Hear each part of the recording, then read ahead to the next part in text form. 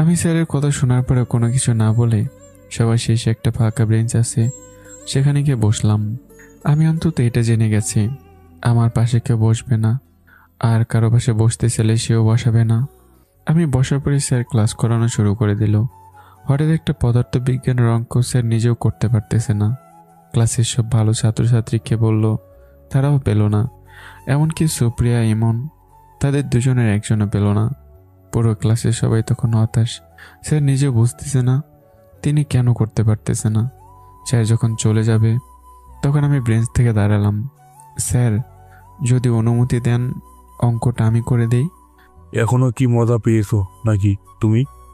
আর যেখানে আমি নিজেও করতে পারতেছি না সেখানে তুমি করবে কি করে? আপনি অনুমতি দিলে করে দিতে পারি।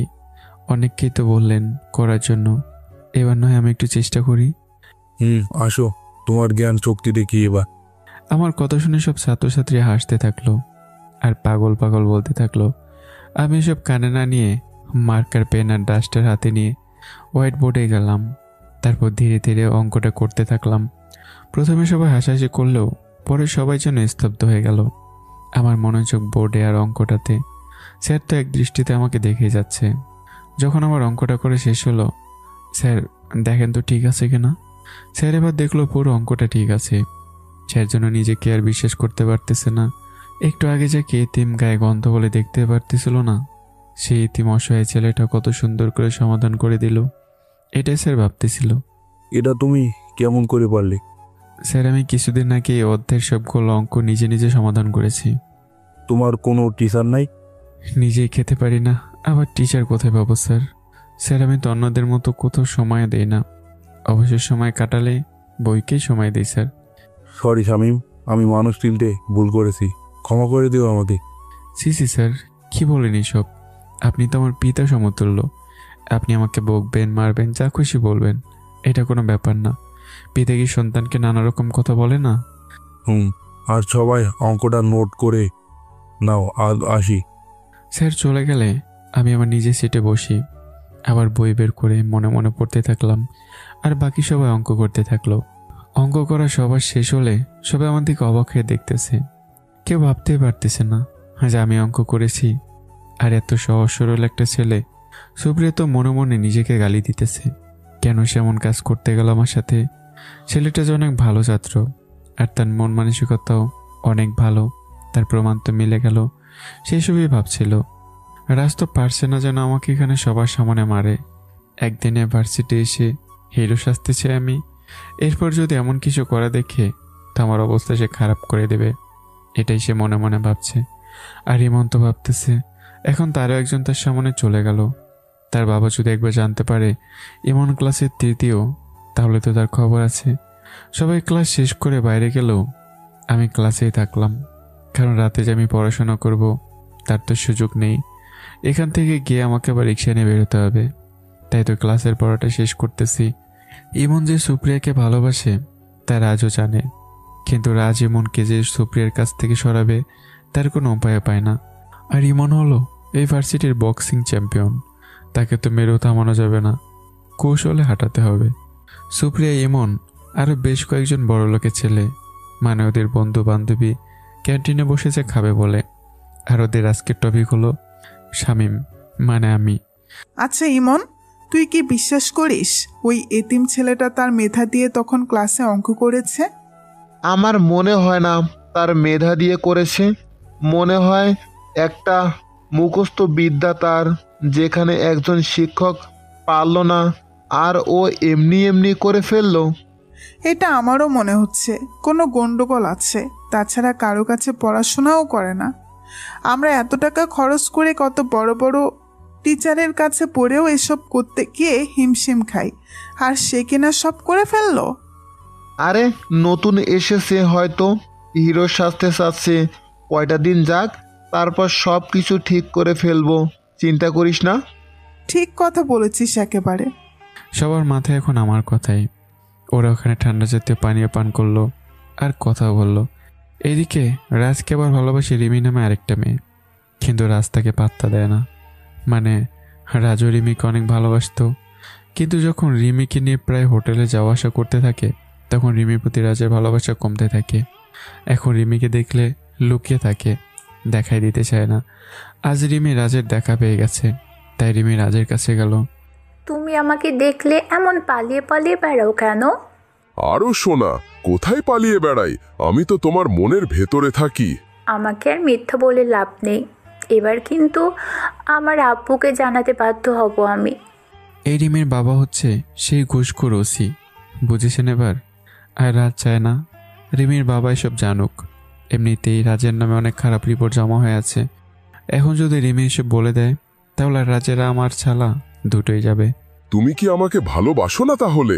আমাকে বিশ্বাস করো না সোনা?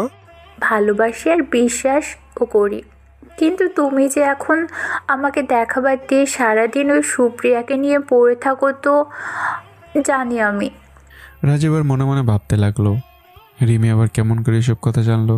আরে বাবা, পুরা ভার্সিটির সবার ক্রাশ সুপ্রিয়া, তাই আমিও একটু তাকিয়েও থাকি। তার মানে এই নয় যে আমি তোমাকে ভালোবাসি না। একে একে আবারও সবাই ক্লাসে আসা শুরু করে দিল, আর আমি আমার মতো করে পড়াশোনা করেই চলেছি। কে আসলো কে গেল তার দেখার সময় নেই। আর সবাই তো আমাকে দেখে পড়ে অবাক, এই কেমন ছেলে, কোথাও যায় না, কারোর সাথে কথা বলে না, মুখে হাসি নেই।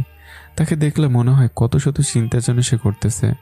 সবগুলো ক্লাস শেষ করে সবাই বের হওয়ার পর আমি বের হলাম। সবাই যে যার কার বাইকে গিয়ে বসলো, আর আমি আল্লাহর দেওয়া দুশাখার পায়ে হেঁটে চলা শুরু করে দিলাম, তাও আবার মাথা নিচু করে। সবাই আমাকে যত দেখতেছে তত অবাক হচ্ছে। এরই নাম হচ্ছে গরিব।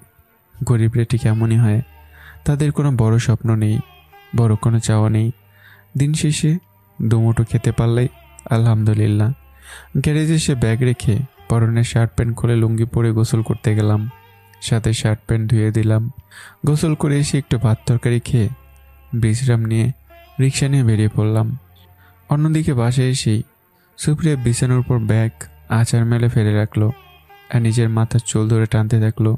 সুপ্রিয়া মানতে পারতেছে না আমি প্রথম দিন ভার্সিটি এসে এত বড় একটা কঠিন অঙ্ক করলাম, আর ক্লাস শিক্ষকের কাছে অতি আপন হয়ে গেলাম।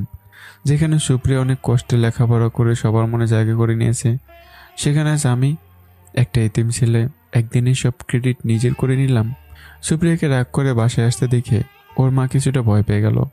ভাবলো আবার কোনো অঘটন ঘটলো না তো। তাই তিনি হাতের কাজ শেষ করে সুপ্রিয়ার রুমে গেল। রুমে গিয়ে দেখে সুপ্রিয়া নিজের মাথার চুল টানতেছে আর বিড়বিড় করে কি যেন বলতেছে। কিরে মামুনি, আজ এত রেগে আছিস কেন? আমার রুম থেকে বের হও তো, আমার একটুও ভালো লাগতেছে না, আমাকে একা ছেড়ে দাও আম্মু। সুপ্রিয়ার এমন কথা শুনে ওর মা সুপ্রিয়ার কাছে এগিয়ে গিয়ে বিছানায় বসে সুপ্রিয়াকে তার দিকে ঘুরিয়ে নিয়ে মাথায় হাত বুলিয়ে দিতে থাকলো। আমি তোর মা, তোর সব কথা তুই আমাকে বলতে পারিস। কি আর বলবো আমি, তুমি তো আর এসব কথা শুনলে আমার পক্ষ নিবে না। দেখো মেয়ের কথা, আমি আমার মেয়ের পক্ষ নিব না তো কার পক্ষ নিব? আর যদি এখানে আমার মেয়ের কোনো দোষ থাকে তাহলে নিজের মেয়ের পক্ষ নিব না। ভার্সিটিতে আজ একটা ছেলে এসেছিল, আমাদের সাথেই পড়ে, কিন্তু এতিম আর দেখতে পুরাই পাগলের মতো, কিন্তু আজ প্রথম দিন এসেই পড়াশোনায় আমাকে কাটিয়ে গেছে। এই এতিমের এত পড়াশোনা করে কি হবে আম্মু? ছি মামুনি, এমন করে বলতে নেই, তুমিও তো এতিম হতে পারতে। আর সে যেহেতু আজ সব কিছুতেই এগিয়েছিল, এখন থেকে তোমাকে তার চেয়েও বেশি পড়াশোনা করতে হবে। এখন থেকে মনে জেদ রাখো নিজের পড়াশোনা ওই ছেলেটার থেকে আরও ভালো করার জন্য। আর মানুষ হয়ে আর একটা মানুষ সম্পর্কে এমন করে বলতে নেই মামুনি। এখন শোনা হয়ে গেছে, তুমি যাও। আর তোমার কথাও শুনেছি। তোমার থেকে আব্বুকে কেন এত ভালোবাসি জানো? কারণ আমার আব্বু আমার দুঃখটা বোঝে, আর তুমি দিলে আমাকে জ্ঞান।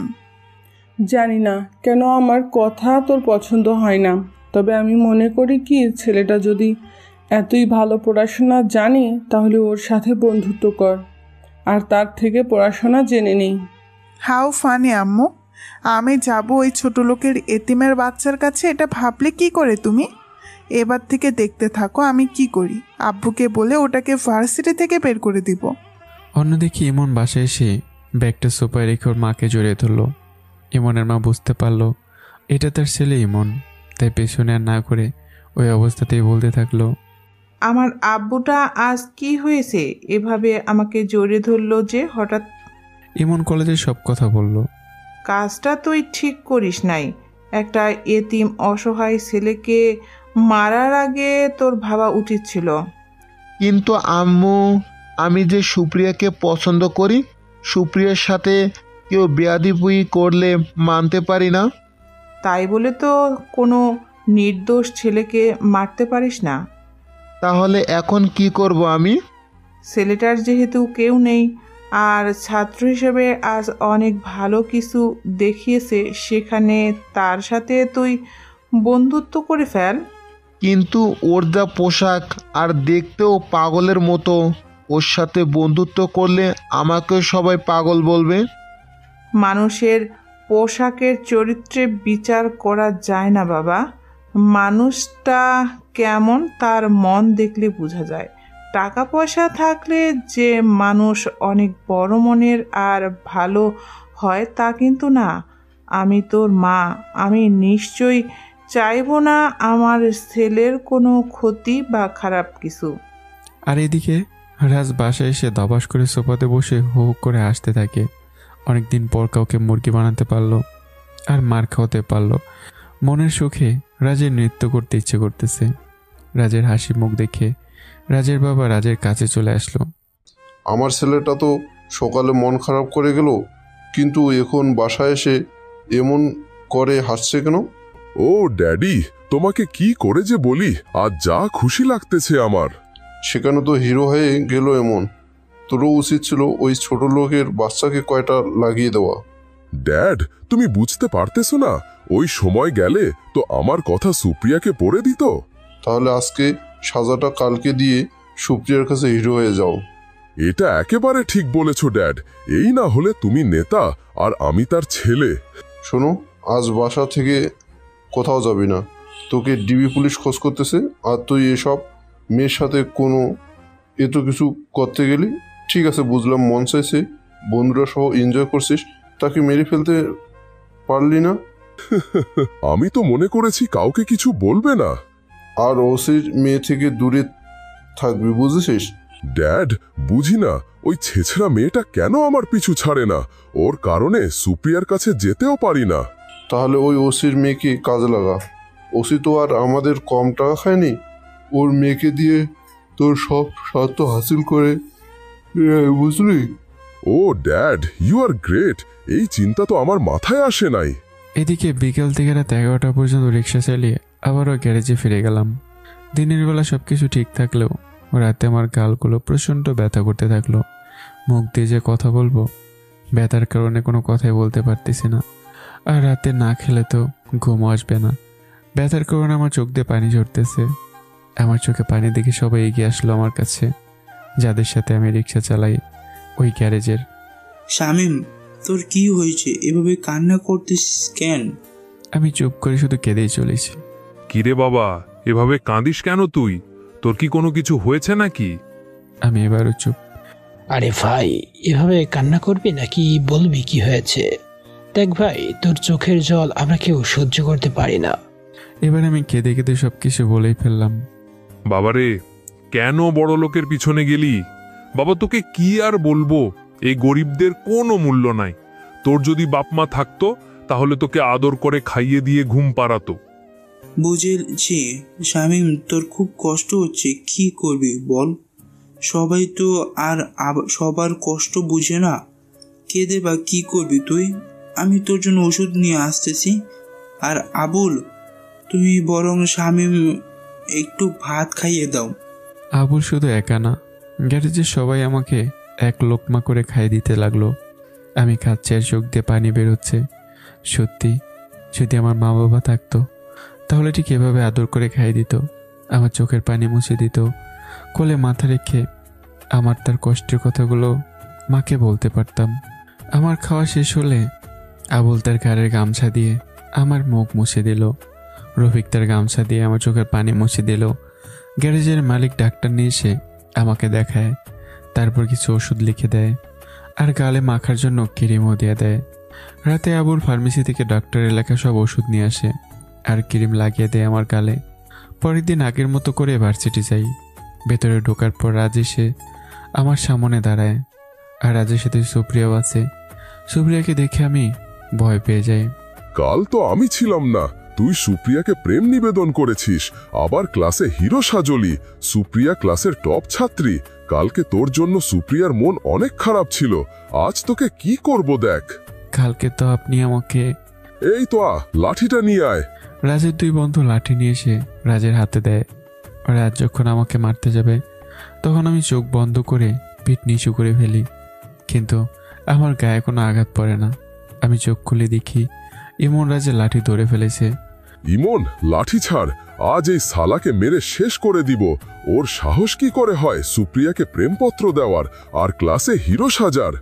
আমি জানি না সুপ্রিয়াকে কে চিরকুট দিয়েছে, তবে যদি জানতে পারি কে দিয়েছে তাকে আমার এই হাত দিয়ে ইচ্ছা মতো পেটাবো। আর শামীম ভালো পড়াশোনা করেছে বলে কালকে ক্লাসে অঙ্কটা করে দিছে, যেখানে ক্লাস টিচার আমাদের সমাধান দিতে পারে নাই সেখানে শামীম দিছে। এতে করে সবার উপকার হয়েছে, ক্ষতি না। রাজ ইমনের কথা শুনে ভয় পেয়ে গেল।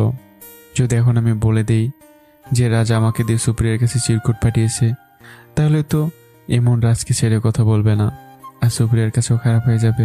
ঠিক আছে, বাদ দে, আমি গেলাম। রাজ ভয় সেখান থেকে চলে গেল। সুপ্রিয়া যখন চলে যাবে তখন ইমন সুপ্রিয়ার হাত ধরে আটকালো। আটকালে কেন আমাকে? দাঁড়া, আগে শামীমের কাছে শুনবো কে চিঠিটা তোকে দিতে বলেছিল। কে আর দিবে? এই এতিমের বাচ্চাটা দিছে। আচ্ছা শামীম, সত্যি কথা বলবে, কে তোমাকে চিঠিটা দিতে বলেছিল? এই যে চলে গেল যে, সে দিছে। তারপর গতকালের সব কিছু বলে দিলাম। ইমন আর সুপ্রিয়া দুজনে অবাক হয়ে গেল। ইমন তো গতকাল থেকে অনুশোচনাতে আছে, আজ শুনে তো ইমনের খুব খারাপ লাগতেছে। কেন সে না জেনে শুনে একটা অসহায় ছেলেকে মারতে গেল। শামীম, আমাকে ক্ষমা করে দিস তুই, আমি কালকে না জেনে তোর গায়ে হাত তুলেছি। এসব এখন আমার অভ্যাস হয়ে গেছে, আমি কিছু মনে করিনি, আর আমার কাছে ক্ষমা চাইতে হবে না।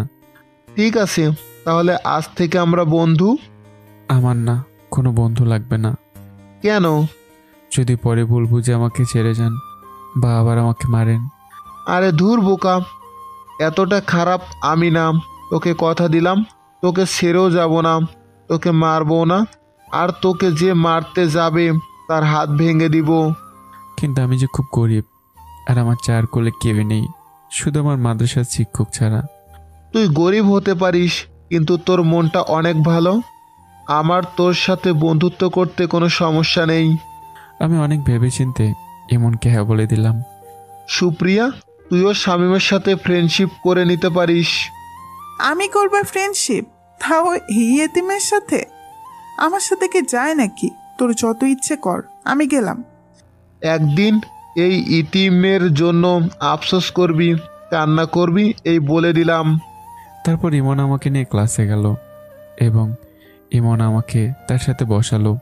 ইমনের মা ঠিকই বলেছে, এই ছেলে কখনো খারাপ হতে পারে না। সেদিনও আমি ক্লাসে সবাইকে অবাক করে দিয়ে অনেক কিছু সমাধান করে দিই ক্লাস শিক্ষককে। এভাবে আমার দিন চলতে থাকে। প্রতিদিন ক্লাস করা, বিকেলবেলা থেকে রাত পর্যন্ত রিক্সা চালানো এবং রাতে এসে নিজে নিজে পড়াশোনা করা। ইমনের সাথে বন্ধুত্বটা অনেক গভীর হয়ে যায় আমার। মনে হয় একজন আর একজনের মায়ের পেটের ভাই। ইমনের যে পড়াগুলো পারে না সেগুলো ইমন আমার কাছ থেকে শিখে নেয়। এখন ইমন আমার পাশে থাকায় ভার্সিটির কেউ আমাকে কিছু বলতে পারে না এবং গায়ে হাতও তুলতে পারে না। এর মাঝে রহিম চাচা আমার সাথে প্রতি মাস এসে দেখাও করে যায়। রাজ তো সুপ্রিয়ার পিছনে পড়েই আছে, কিন্তু সুপ্রিয়া কোনো পাত্তা দেয় না। রিমি রাজের পিছু ছাড়তেছে না, তাই রাজও রিমিকে নিয়ে তার স্বার্থ হাসিল করে নিতেছে। সুপ্রিয়া এখন একটু হলেও আমার জন্য আফসোস করে, কেন তার সাথে ফ্রেন্ডশিপ করলো না সে। ইমন তাটার মতো সুপ্রিয়ার পেছনে পড়ে আছে, কিন্তু এখনো ভালোবাসি কথাটা বলতেই পারেনি। দেখতে দেখতে প্রায় বছর চলে যায়, আর কিছুদিন পরে আমাদের ফার্স্ট ইয়ার ফাইনাল এক্সাম। সবাই ধুমছে পড়াশোনা করতেছে। তো একদিন রাতে আমি রিক্সা নিয়ে বের হয়েছি।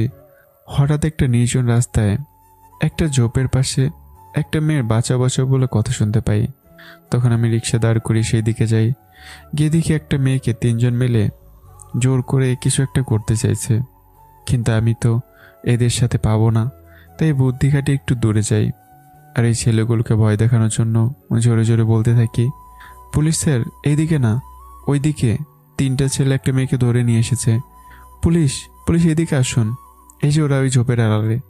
আমার এমন কথা শুনে ওরা 3জন এমনভাবে পালালো, কেউ প্যান্ট হাতে নিয়ে দৌড়, কেউ বা প্যান্ট পরতে পরতে দৌড়, কেউ বা গায়ের শার্ট ফেলে দিয়ে দৌড়।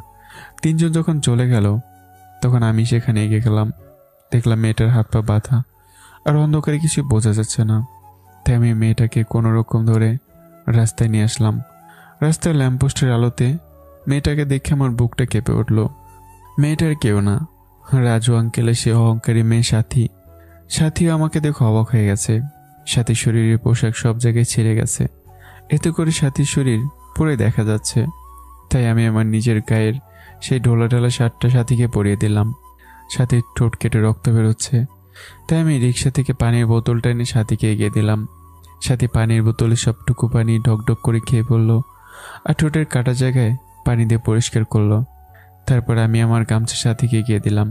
সাথী গামছা দিয়ে ভালো করে মুছে নিল। আমি সাথীর গায়ে মাথায় আটকে থাকা সবগুলো শুকনো পাতা ঝেড়ে দিলাম। সাথী আমার এমন অবাক করা কাণ্ড দেখে কিছুটা অবাক হয়ে গেল। আমাকে তো না বাঁচালেও পারতেন স্যার। সাথীর মুখে স্যার ডাক শুনে বেশ অবাক হলাম। ম্যাডাম, আমি জানতাম না যে পেরারে আপনি ছিলেন, তবে আপনি কেন? যে কেউ হলে তাকে বাঁচানোর চেষ্টা করতাম। আমি আপনার সাথে যা অন্যায় করেছি, আপনি চাইলে তো আমার ক্ষতি করতে পারতেন এবং তাদের সাথে যোগ দিতে পারতেন। ম্যাডাম, আমি অতটা নিচু মনের ছেলে না, আর মেয়েদের সম্মান দিতে জানি আমি। আপনার ক্ষতি করে ইহকাল পরকাল হারাতে চাই না আমি। সেই দিনের সেই ঘটনার জন্য কি আমাকে ক্ষমা করে যায় না স্যার? এসব কিছু আমি মনে ধরে নেই ম্যাডাম। এবার বলুন তো, এত রাতে আপনি এখানে, আর ছেলেগুলো কে ছিল? ওদের সাথে আমি পার্টিতে গিয়েছিলাম, আর ওরা হাঁসের পথে জোর করে ওদের সাথে নিয়ে আসে আর রক্ষা দিয়েছে আমাকে। বুঝেছি ম্যাডাম, যাই হোক, বড় সাহেবের সম্মান রক্ষা হয়েছে। এবার চলুন, বাসায় দিয়েছি আপনাকে। আপনার শরীরে যে পোশাক দেখে নাক ছিটকেছিলাম, আর সেই পোশাক আমার সম্মান রক্ষা করলো। আপনার সাথে যা অন্যায় করেছি, এতে করে আমি ক্ষমা পাওয়ারও কোনো যোগ্য রাখি না। এসব বলেই সাথী আমার পা জড়িয়ে ধরে কান্না করতে থাকলো, আর আমি সাথীকে নিচ থেকে তুলে আবারও দাঁড় করালাম। ম্যাডাম, এসব কি করতেছেন? দেখেন, আমি আপনাকে ক্ষমা করে দিয়েছি। এবার রিক্সায় বসুন, আমি আপনাকে পৌঁছে দিই, না হলে সাহেব আবার চিন্তা করবে। স্যার, আমাকে আবার পড়াবেন, আবার আমাকে ভালো ভালো উপদেশ দিবেন। আপনাকে না বাসায় খুব মিস করে। আব্বু এখন আর আমার আম্মুর সাথে তেমন প্রয়োজন ছাড়া কথাই বলে না। ম্যাডাম, আমি এখন আর কাউকে পড়াই না, আর এখন আমি একজন রিক্সা চালক। এটাই আমার পরিচয় এখন। আর কিছু না বলে দয়া করে রিক্সায় উঠুন। সাথে আর কোনো কিছু না বলে রিক্সায় উঠলো, আর মনে মনে ভাবলো বাসায় গেলে ঠিকই আব্বুকে দিয়ে শামীমকে মানিয়ে নিব। আর আমি রিক্সা চালিয়ে সাথীকে নিয়ে ওদের বাসার সামনে এগিয়ে গেলাম। সাথীকে নামিয়ে দিয়ে আর কোনো কথা না বলে রিক্সা নিয়ে আমি চলেও আসলাম। সাথী যেন ভাবতে পারিনি যে আমি তাকে এভাবে নামিয়ে দিয়ে চলে যাব।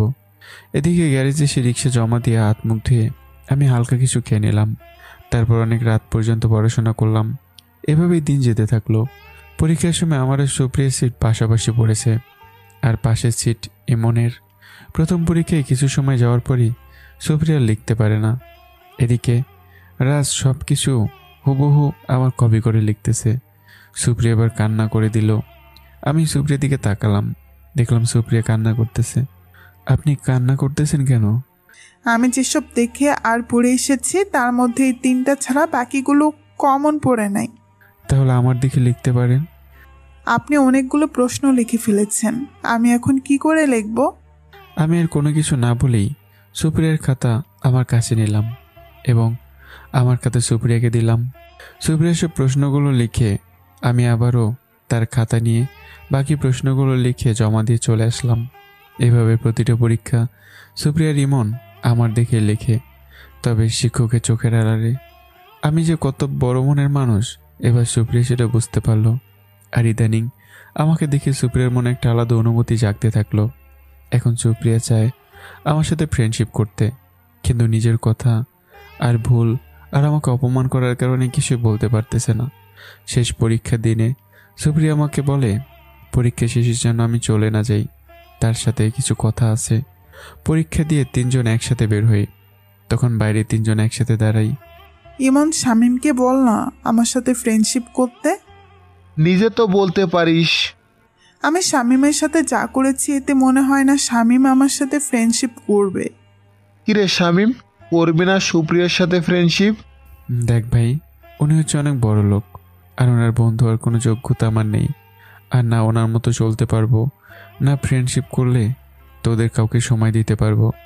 তার মানে তুই সেদিনের সব কিছু মনে ধরে রেখেছিস? কি যে বলেন না আপনি, আমি সেরকম মানুষ না। আর ওসব আমি সেদিনই ভুলে গেছি। যদি ভুলে না যাস তাহলে সেদিনের জন্য তোর কাছে ক্ষমা চাচ্ছি আমি। ইমন যদি তোর বন্ধু হতে পারে তাহলে আমি কেন পারবো না? আর এতদিনে তোকে খুব ভালো করেই জেনেছি, তুই অনেক ভালো মনের একটা ছেলে। মানুষ তোকে কত অপমান আঘাত করে, কেন তুই প্রতিবাদ তো করিস না, উল্টো তার উপকার করিস। এসব বলে কি হবে? আমার কাছে ক্ষমা চাইতে হবে না। তাহলে আমাকে ফ্রেন্ড বানাতে ক্ষতি কি? আমি না তোর মতো হতে চাই, তোর করে দেখতে চাই দুনিয়াটাকে। প্লিজ, তুই কি চাস না আমি বড়লোকি না করে তোর মতো স্বাভাবিক হই? মানুষ চাইলে তা নিজের ইচ্ছে সব কিছুই করতে পারে। তবে এত করে যেহেতু বলতেছেন, তবে আপনাকে আর ফিরিয়ে দিতেছি না। আজ থেকে আমরা 3 জন বন্ধু, ঠিক আছে? ভার্সিটি তো বন্ধ থাকবে কয়দিন, তাহলে এ কয়দিন কি করব? কারোর সাথে তো দেখা হবে না। ভার্সিটি খুলুক, তখন বাকি সব কথা বলা যাবে। এখন যা, আর কোনো চিন্তা করতে হবে না। কয়দিন পর তো আবার একসাথে হব আমরা। হ্যাঁ, তাহলে ওই কথাই রইল। ভার্সিটি খোলার পর বাকি সব কথা হবে। আল্লাহ হাফেজ। তারপর যে যার মতো করে চলে গেলাম। আর যেহেতু ভার্সিটি বন্ধ আছে, ততদিনে ভালোই টাকা রোজগার করা হবে আমার। এখন দিনে রাতে সমান তালে রিক্সা চালাতে পারবো। এখন আর কোনো চাপ থাকবে না। আমি অনেকটা ফ্রি হলাম। আর সবার চেয়ে আমার পরীক্ষা অনেক ভালোও হয়েছে। ভার্সিটি বন্ধ থাকায় আমার অনেক সুবিধা হয়েছে। সারাদিন আমি এখন ভালোই টাকা ইনকাম করি, যা দিয়ে আমার টাকা খাওয়া বাদে টাকাও জমে। এই কারণে টাকা জমা করতেছি, যদি কোনোদিন কোনো বিপদে পড়ি, যদি কাজে লাগে। আবার আমার পড়াশোনার খরচ, ভর্তি, বই কেনা, ভার্সিটির বেতন, তাই তো আমি দিনরাত পরিশ্রম করি। যাই হোক, অনেক দিন পর ভার্সিটি খুলেছে, তাই আমি তৈরি হয়ে ভার্সিটি গেলাম। আমাদের ক্লাসে সবাই নাকি পাস করেছে, কিন্তু এখনও রেজাল্ট দেয়নি। কয়েকদিন পর বড় আয়োজন করে জানানো হবে সব ক্লাসের, প্রথম থেকে 3য় পর্যন্ত যারা হয়েছে। আমি ভার্সিটি গিয়ে দেখি আগে থেকে ইমন, সুপ্রিয়া, রাজ আরও অনেকে ভার্সিটি এসেছে। আমি ওদের কাছে গেলাম। ওরা দুজন আমাকে দেখে অনেক খুশি হলো। তা শামীম, তোর ছুটি কেমন কাটলো? আমার আর ছুটি এসব বাদ দে, এখন বল তোদের দুজনের ছুটি কেমন কাটলো? আমি তো পরিবার সহ লন্ডনে গিয়েছিলাম। ওখানে আমাদের মামারা থাকে, সেখানে ঘুরে বেরিয়েছি, কত যে আনন্দ করেছি। আর সব সময় পরিবারের সবার ভালোবাসা পেয়েছি। আমার মা তো ছুটির দিনগুলো আমাকে তার সাথে রেখেছিল, কত আদর করে আমাকে খাইয়ে দিত, আর কত কি যে করেছে।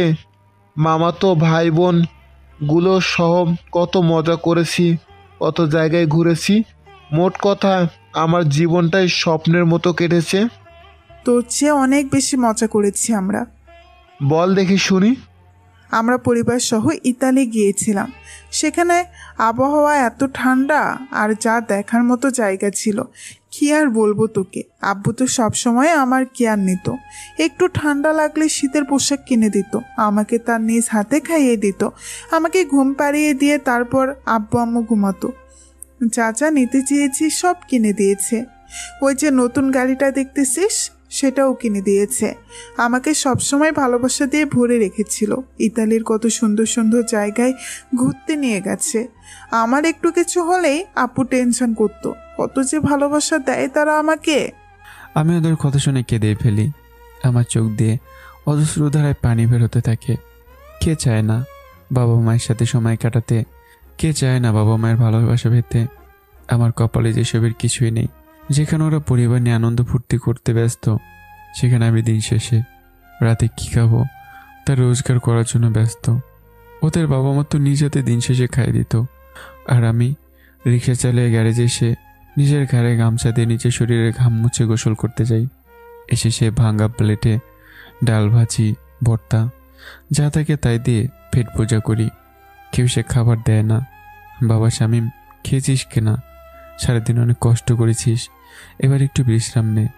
গরিবদের এসব ভাবাটাও যেন পাপ, কারণ যিনি সৃষ্টি করেছেন তিনিই সব কিছু ভালো জানেন। ওরা যখন ওদের আনন্দের কথাগুলো বলা নিয়ে ব্যস্ত, তখন আমি চোখের আড়ালে আমার চোখে জল মুছে ফেলি। শামীম, বল তোর কিভাবে দিনগুলো কেটেছে? আমার কথা না হয় পরে বলি। এই তোরা জানিস সামনে একটা নতুন পার্ক হচ্ছে, চল ঘুরে আসি। আরে ক্লাস করবি না? আজ তো প্রথম দিন, ক্লাস হবে না। আর কেউ তো এখনো বইও কিনি নাই, চল তো তোরা। ইমন জোর করে সবাইকে সেখান থেকে তুলল। সুপ্রিয়া আমার হাত ধরে বসলো, ইমনের বাইকের পিছনে আমাকে নিল। আমরা তিনজন যেতে থাকলাম, কিন্তু সেটা আর একজনের সহ্য হলো না। সেটা হলো রাজ। রাজও আমাদের পিছু নিল। এবার রাজের পিছু নিল আবার রিমি। ইমনের ঠিকানা মতো সেই পার্কের ধারে আমরা এলাম। হঠাৎ লক্ষ্য করলাম একজন মহিলা তার 4-5 বছর বয়সের বাচ্চাকে শাড়ির আঁচলে নিয়ে সেখানে একটা বিল্ডিংয়ে কাজ করতেছে। ওই মহিলা নিজেই রোদে গরম সহ্য করে তার কোলের বাচ্চাকে রোদে গরমের আড়ালে রেখেছে। হঠাৎ সেই মহিলার কাজে একটু ভুল হলে সেখানকার কাজের প্রধান মহিলার কোল থেকে বাচ্চা নিয়ে দূরে ফেলে দিয়ে মহিলাকে থাপ্পড় মারে। থাপ্পড় মারার পরও মনে হয় লোকটার রাগ কমেনি, তাই তিনি মহিলাকে অকথ্য ভাষায় গালাগালি করতে থাকে। এসব সবাই দেখতেছিল, কিন্তু কেউ প্রতিবাদ করতেছিল না। তাই আমি বাধ্য হয়ে সেখানে গিয়ে শিশুটাকে কোলে নেই আর ওই মহিলার কোলে দেই। জনাব, মহিলার দোষ কি, আর তাকে কেনই বা মারলেন? কতদিন মানা করেছি, কাজ করার সময় বাচ্চাকে যেন সাথে নিয়ে না আসে, আবার সেই বাচ্চাকে নিয়ে কাজে এসেছে আর আমার কাজের কত বড় ক্ষতি করেছে দেখেছেন। এখন এই কাজটা কে করে দিবে? জনাব, আপনি যদি কিছু মনে না করেন, ওনার কাজটুকু আমি করে দিই। তার বিনিময়ে যে পারিশ্রমিক পাবে সেটা ওনাকে দিন। আর হ্যাঁ, ওনাকে যে থাপ্পড়টা মেরেছেন, উনি কাজ শেষে এইসবগুলো মানুষের সামনে আপনাকেও থাপ্পড় মারবে। তোমার তো সাহস কম না আমাকে মারার কথা বলো? জানো আমার এই এলাকাতে কত সম্মান? আপনার সম্মান থাকতে পারে, আর ওই মহিলার কি সম্মান নেই? ও হলো ছোট লোক, ওদের আবার সম্মান। আপনার টাকা পয়সা আছে বলে আপনি সম্মানী, ওনার কিছু নেই বলে ওনার সম্মান নেই। আচ্ছা, আজ যদি আপনার মা এরকম করে আপনাকে সাথে নিয়ে কাজ করতো, আপনার শরীরে যা যা আছে ওই মহিলার শরীরেও তাই আছে। শোনেন জনাব, টাকা পয়সা থাকলে মানুষ সম্মানী হয় না। আজ বা কালকে যদি ওনার জায়গায় আল্লাহ পাক আপনাকে নিয়ে যান, নিশ্চয়ই আপনার মাও নিজের বাড়ির কাজ করার সময় আপনাকে কেমন রোদ গরম থেকে আড়াল করার জন্য লুকিয়ে রাখতো। আপনাদের বেলায় সব ঠিক, আর গরিবদের বেলায় সব ভুল। একটা দুধের শিশুকে এমন করে বাড়িতে রেখে এসে কাজ করবে কিভাবে বলেন? জনাব, নিজেকে বদলান। আল্লাহ টাকা পয়সা দিছে বলে মানুষকে কি আপনারা মানুষ বলে মনে করেন না? আমার কথা শুনে লোকটা মাথা নিচু করে রাখলো। সত্যিই তো, সত্যি কথাই তো বলেছি। পেটের ক্ষুধার চেয়ে আর কী বা বড় হতে পারে? তাই তো একটা মা লাজ লজ্জার মাথা খেয়ে এতগুলো পুরুষ লোকের সাথে কাজ করতেছে। মহিলা গরিব না হলে নিশ্চয়ই কাজ করতে আসতো না। লোকটা মাথা নিচু করে মহিলাকে বলল, বোন, আমাকে মাফ করবেন, আর আপনি কাজ করুন বলে লোকটা চলে গেল। এই সমাজ শুধু টাকা পয়সাওয়ালা মানুষকে সম্মান দিতে জানে। যারা সুদ ঘুষ খায় তাদের সম্মান দেয়, যারা বেইমানি হারামি করে টাকা রোজগার করে আজ বড় লোক তাদেরই সম্মান দেয়। আর যারা নিজের মাথার ঘাম পায়ে ফেলে রোজগার করে তাদের সম্মান দেয় না এই সমাজ, তাদের ঘৃণা আর অসম্মান করতে পারে। আমার এমন কাণ্ড দেখে ইমন, সুপ্রিয়া, রিমি অনেকখানি অবাক হলো, আর আজ মনে মনে রাগ হতে থাকলো। তোর কি এসব করা খুব প্রয়োজন ছিল? আসলাম একটু ঘুরতে, আনন্দ করতে, আর দিলি তো সব মাটি করে। তোদের ছোট্ট একটা কাহিনী বলি, দয়া করে শেষ না হওয়া পর্যন্ত যাস না। বল, কি বলবি? ওই যে মহিলাকে দেখতেছিস না, তার বাচ্চাকে কোলে নিয়ে কাজ করতেছে। তোর কি হয়েছে এমন? মনে হয় মহাভারত জয় করেছে। শোন, আমি যখন ঠিক ওই বাচ্চার মতো, আমার মা না ঠিক ওইভাবে আমাকে কোলে নিয়ে মানুষের কৃষি জমিতে কাজ করত। আমি না তোদের মতো জন্মের পর সোনা চামচ মুখে নিইনি। আমার মা না যখন কাজে যেত আমাকে সাথে করে নিয়ে যেত। মানুষের ক্ষেত্রে কাজ করে না, আমার মা বেশি না 10 টাকা পেত, তাও সারাদিন কাজ করে। সেই টাকাটাও 2-3 দিন পর দিত। যখন মানুষের কাজ করত তারা যতটুকু খেতে দিত তার থেকে একটু আমার মা আমাকে খাওয়াতো। যখন রোদ বৃষ্টির দিন ছিল আমি ঘুমিয়ে যেতাম। মা করতো কি জানিস, প্লাস্টিকের কাগজ দিয়ে আমাকে ঢেকে দিত, আর আমার মা রোদে পুরো বৃষ্টিতে ভিজে কাজ করত। নিজে যা হওয়ার হোক, তার সন্তান যেন সুস্থ থাকে আর বড় হয়ে তার মায়ের যেন দেখাশোনা করে। কিন্তু পোড়া কপাল আমার, আমাকে ভালো রাখতে গিয়ে ওরা দুজনেই দুনিয়া ছেড়ে চলে গেল। সরি রে, বুঝতে পারি নাই। তখন তোরা বললি কে কোথায় ঘুরতে গিয়েছিস, কত আনন্দ করেছিস। আমি এই ছুটির দিনগুলো রিক্সা চালিয়েছি। দিন শেষে যখন গ্যারেজে যেতাম, আমার খোঁজ নেওয়ার মতো কেউ ছিল না। সেই ছোট্ট থেকে এতিমখানায় বড় হয়েছি। কোনো দোষ না করলেও মানুষের লাথি গোতা খেয়েছি। সবসময় মনে হতো আমি মরি না কেন। যখন দেখতাম কারো বাবা মা তাদের সন্তানকে অনেক আদর করে, তাদের চাহিদা মেটায়, তখন আমার ভিতরটা ফেটে যেত। প্রতি ঈদে এতিমখানার মানুষের দান করা কাপড় পেতাম, সেটাও আবার নতুন না, পুরাতন। এই যে গায়ে যে শার্ট প্যান্ট দেখতেছিস, এটাও এতিমখানার। কিন্তু দেখ আমার শরীরে কত বড় হয়ে গেছে। এদের সবার সন্তান ভালো ভালো জামা কাপড় পরে, আর আমাদের মতো এতিমের বেলায় এসব ছেঁড়া নোংরা মানুষের ব্যবহার করা পোশাক। তোরা যখন মাংস খেয়ে হাড়টা ফেলে দিস না, তখন খুব ইচ্ছা করে সে হাড়টাই নয় খাই। তোরা যে পরিমাণ টাকা পয়সা ব্যয় করিস না, তার থেকে যদি আমরা এতিমরা শুধুমাত্র 10 টাকা করে পেতাম, অনেক খুশি হতাম। তোরা চাইলে বড় রেস্টুরেন্টে গিয়ে চাইনিজে গিয়ে হাজার হাজার টাকা খরচ করে খেতে পারিস, কিন্তু দিন শেষে আমার মতো এতিমের কপালে ওই ভাতটুকু আর জোটে না। তোদের জীবনটা যত সহজ, আমার জীবনটা না তার থেকে বেশি কঠিন। বাস্তব জীবন কি তা আমি জানি। 2 টাকা আয় করা যে কত কষ্টের তা যদি বুঝতি। ভার্সিটিতে অনেকে পাগল ছোট লোক এতিমের বাচ্চা বলে। তাদের বলি, একবার বা একটা এতিম সেজে দেখো জীবনটা কি। নিজে রোজগার করে নিজে চলতেছি, নিজে সব ভরণ পোষণ নিজে করতেছি, আর তোরা বাবা মায়ের টাকা পয়সায় করতেছিস। চুপ কর ভাই। তোরা পরিবার নিয়ে ছুটির সময় কতগুলো মজা করলি, আর আমি দিনরাত রিক্সা চালালাম। তোরা তো ভার্সিটি থেকে বাসায় গেলে মা বাবা সবার ভালোবাসা পায়, এমনকি সামান্য ঘেমে গেলে তাদের মায়ের শাড়ির আঁচলে ঘাম মুছিস। আর আমার বেলায় কিছুই না। তোদের মা বাবা নিজ হাতে তোদের খাইয়ে দেয়, আর আমার হাতে ফসকা পড়া অবস্থায় নিজ হাতেই খেতে হয়। তোদের মতো না এই গরিব এতিমদের জীবন না। পেটের ক্ষুধা যখন সহ্য করতে পারে না, তখন তারা মানুষের কাছে হাত পাতে, ভিক্ষা করে। সত্যি বুঝতে পারি নাই রে এতদিন আমরা। আর সত্যি বলতে আমাদের পরিবার কখনো ওই রকম মানুষের সাথে মিশতেও দেয়নি আমাদেরকে কখনো। আমি তো এখনো মনে করি আমাদের মতো সবাই সুখী, কিন্তু বাস্তবে মানুষে এমন কষ্টে থাকে তা আজ নিজ চোখে না দেখলে আর তোর কাছ থেকে না শুনলে জানতাম না। ভাই সত্যি রে, তুই অনেক বড় মনের মানুষ। তোর মতো করে সবাই যদি বুঝতো তাহলে মানুষ মানুষের পাশে ঠিক দাঁড়াতো। আল্লাহ তোর কাছ থেকে মা বাবার ভালোবাসা কেড়ে নিয়েছে তো কি হয়েছে? আজ থেকে আমি আর সুপ্রিয়া তোকে ভালোবাসবো, তোকে আমাদের ভালোবাসা দিব। আজ থেকে তুই আমার বন্ধু না ভাই, আর আজ থেকে তোর সব ভালো মন্দর দায়িত্ব আমাদের দুজনের। ইমন ঠিক বলেছে শামীম, আজ থেকে আমি তোকে নতুন ভালোবাসা দিব, নতুন করে তোকে নতুন মানুষ হিসাবে সবার সামনে তুলে ধরবো। আজ থেকে আমরা 3 জন বেস্টু, ঠিক আছে? আমি তো রাজি। তাহলে আমার হাতের উপর হাত রেখে ওয়াদা করো। আমি সুপ্রিয়ার হাতের উপর হাত রাখলাম, তার উপর ইমন রাখলো। এতদিন ছিল শুধু বন্ধু, কিন্তু আজ থেকে 3 জন একে অপরে জান হয়ে গেলাম। আমার এমন করুণ ঘটনা শুনে রিমি তো প্রায় খেতেই দিতে যেন পারছে না। এক্ষুনি এসে যেন আমাকে জড়িয়ে ধরে। রাজের একটু হলেও এমন ঘটনা শুনে খারাপ লেগেছে, কিন্তু এমনকি সুপ্রিয়ার সাথে রাজও মেনে নিতে পারতেছে না। আমরা 3 জন পার্কের ভেতরে গেলাম। পার্কটা নতুন বলে তেমন কিছুই নেই, আর মানুষের আনাগোনা একেবারে কম। আমরা পার্কের সব জায়গায় ঘুরলাম, সব কিছু দেখে এক জায়গায় বসলাম। আচ্ছা শামীম, তুই বললি তোকে তোর মা সাথে নিয়ে কাজ করতো, তাহলে কি ওই লোকটার মতো তোর মাকেও কেউ এমন অপমান করেছে?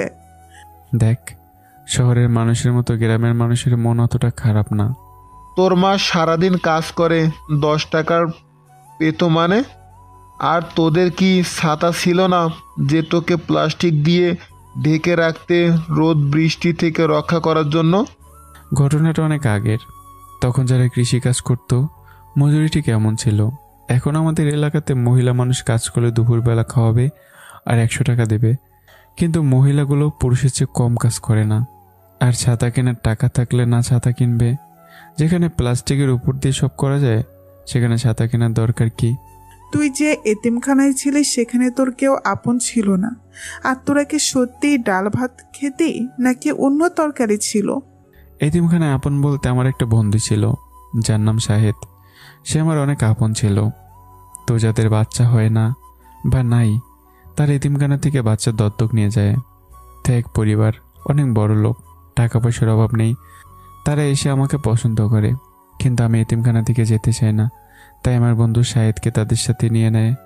আর এখন শাহেদ নাকি বিদেশে পড়াশোনা করতেছে, আর ওই পরিবারের সব কিছু তার নামে। তবে শাহেদ দেশে আসলে আমাকে এমনভাবে থাকতেই দেবে না। নিজের মায়ের পেটের ভাই বলে মনে করে সে আমাকে। আর কেউ আপন ছিল না তোর? এতিমখানার প্রধান, মানে যিনি সুপার, তাকে আমি আব্বা বলে ডাকি। আর তিনি আমাকে তো সন্তান মনে করে। আর একজন আছে, সে হলো এতিমখানা দারোয়ান, সালাম ভাই। আর এতিমখানাটা যেহেতু বিদেশের মানুষের টাকায় চলে, সেহেতু এলাকার মানুষ যে জমি দান করেছে আর যারা বড় বড় মাপের মানুষ তাদের পেটে এতিমের খাওয়ার টাকা চলে যায়। তারা বলে এতিমদের আবারে তো ভালো খাবারের দরকার কি? আমাদের এতিমখানায় খুব কম সময়ে ভালো খাবার দেওয়া হয় যখন বিদেশি মানুষগুলো আসে তখন। আর এতিমখানাটায় সব ধরনের পড়াশোনাই করা হয়, বাংলা, আরবি, সব ধরনের। তবে আমাদের এতিমখানাটা মাদ্রাসা ছিল না, তাই আমরা দাওয়াত পেতাম না। তাহলে তুই কি সেখানে পড়াশোনা করেছিস? তাহলে তুই ঢাকা শহর আসলি কি করে? আর তুই তো টিউশনি করাতে পারিস। নীলফামারী জেলা, কিশোরগঞ্জ থানা, মাগুরি ইউনিয়ন। এতিমখানার থেকে ঢাকা আসা, তারপর রাজু আঙ্কেলের বাসায় আসা, ভার্সিটি গ্যারেজ, এই সব কথাগুলো তাদেরকে বললাম। এবার আমার এইসব করুণ কথা শুনে ওরা দুজনেই কেঁদে ফেললো। একটা এতিম ছেলে কতজনের কাছে মার খেয়ে আজ এই জায়গায় এসেছে। আড়াল থেকে রাজার রেমি আমার বাকি কথাগুলো শুনলো। এই শামিম, এই টাকাটা নিয়ে গিয়ে ঠান্ডা আর চিপস নিয়ে আয়, গলাটা শুকিয়ে গেছে। শোন, সাথে মিনারেল ওয়াটার নিয়ে আসবি। সুপ্রিয়ার কাছ থেকে টাকা নিয়ে আমি ঠান্ডার চিপস আনতে গেলাম। আসলে আমাকে এসব নিয়ে আসার জন্য একটা বাহানা ছিল মাত্র। মূল উদ্দেশ্য ছিল আমার বিষয়ে মনের সাথে তার কথা বলা।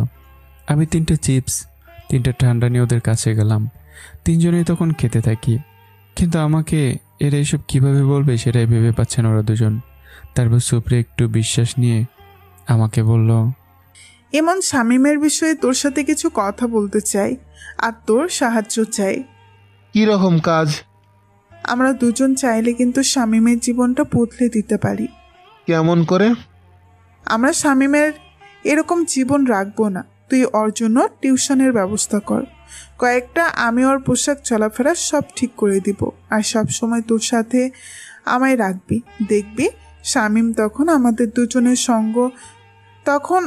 দুজনের সঙ্গে ভালো চলাফেরা, সবার সাথে উঠা বসা করলে তখন ওর মনে কোনো কষ্ট থাকবে না, আর সবার ভালোবাসা পাবে তখন। বাহ, অনেক চমৎকার একটা বুদ্ধি দিলি তো। ঠিক আছে, ও আসুক, ওকে বলতেছি।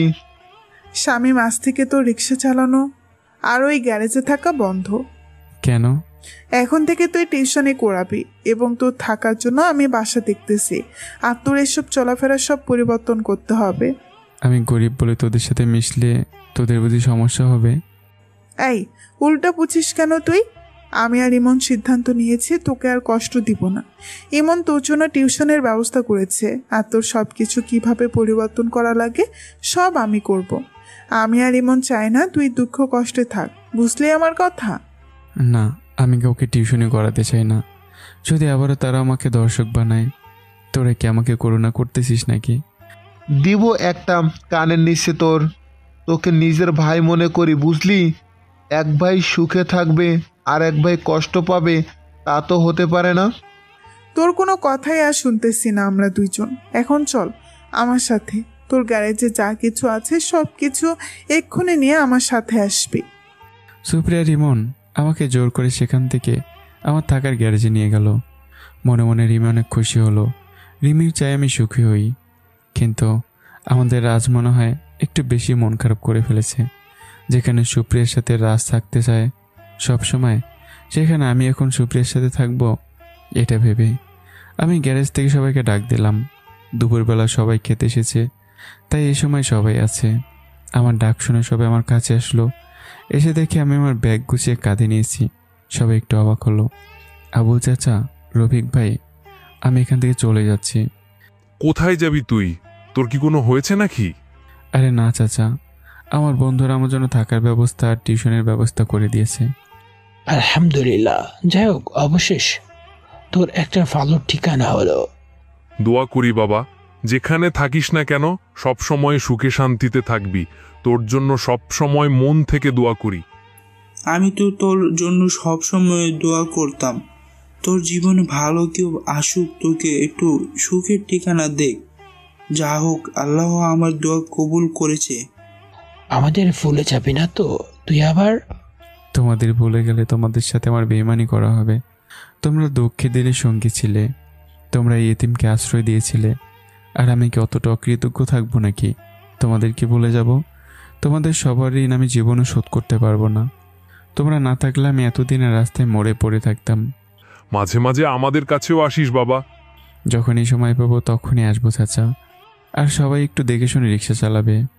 যার তার কাছে 2 টাকা বেশি চাবে না, ভালো মানুষের কাছে বলে 2 টাকা বেশি নেবে, বুঝলে কি?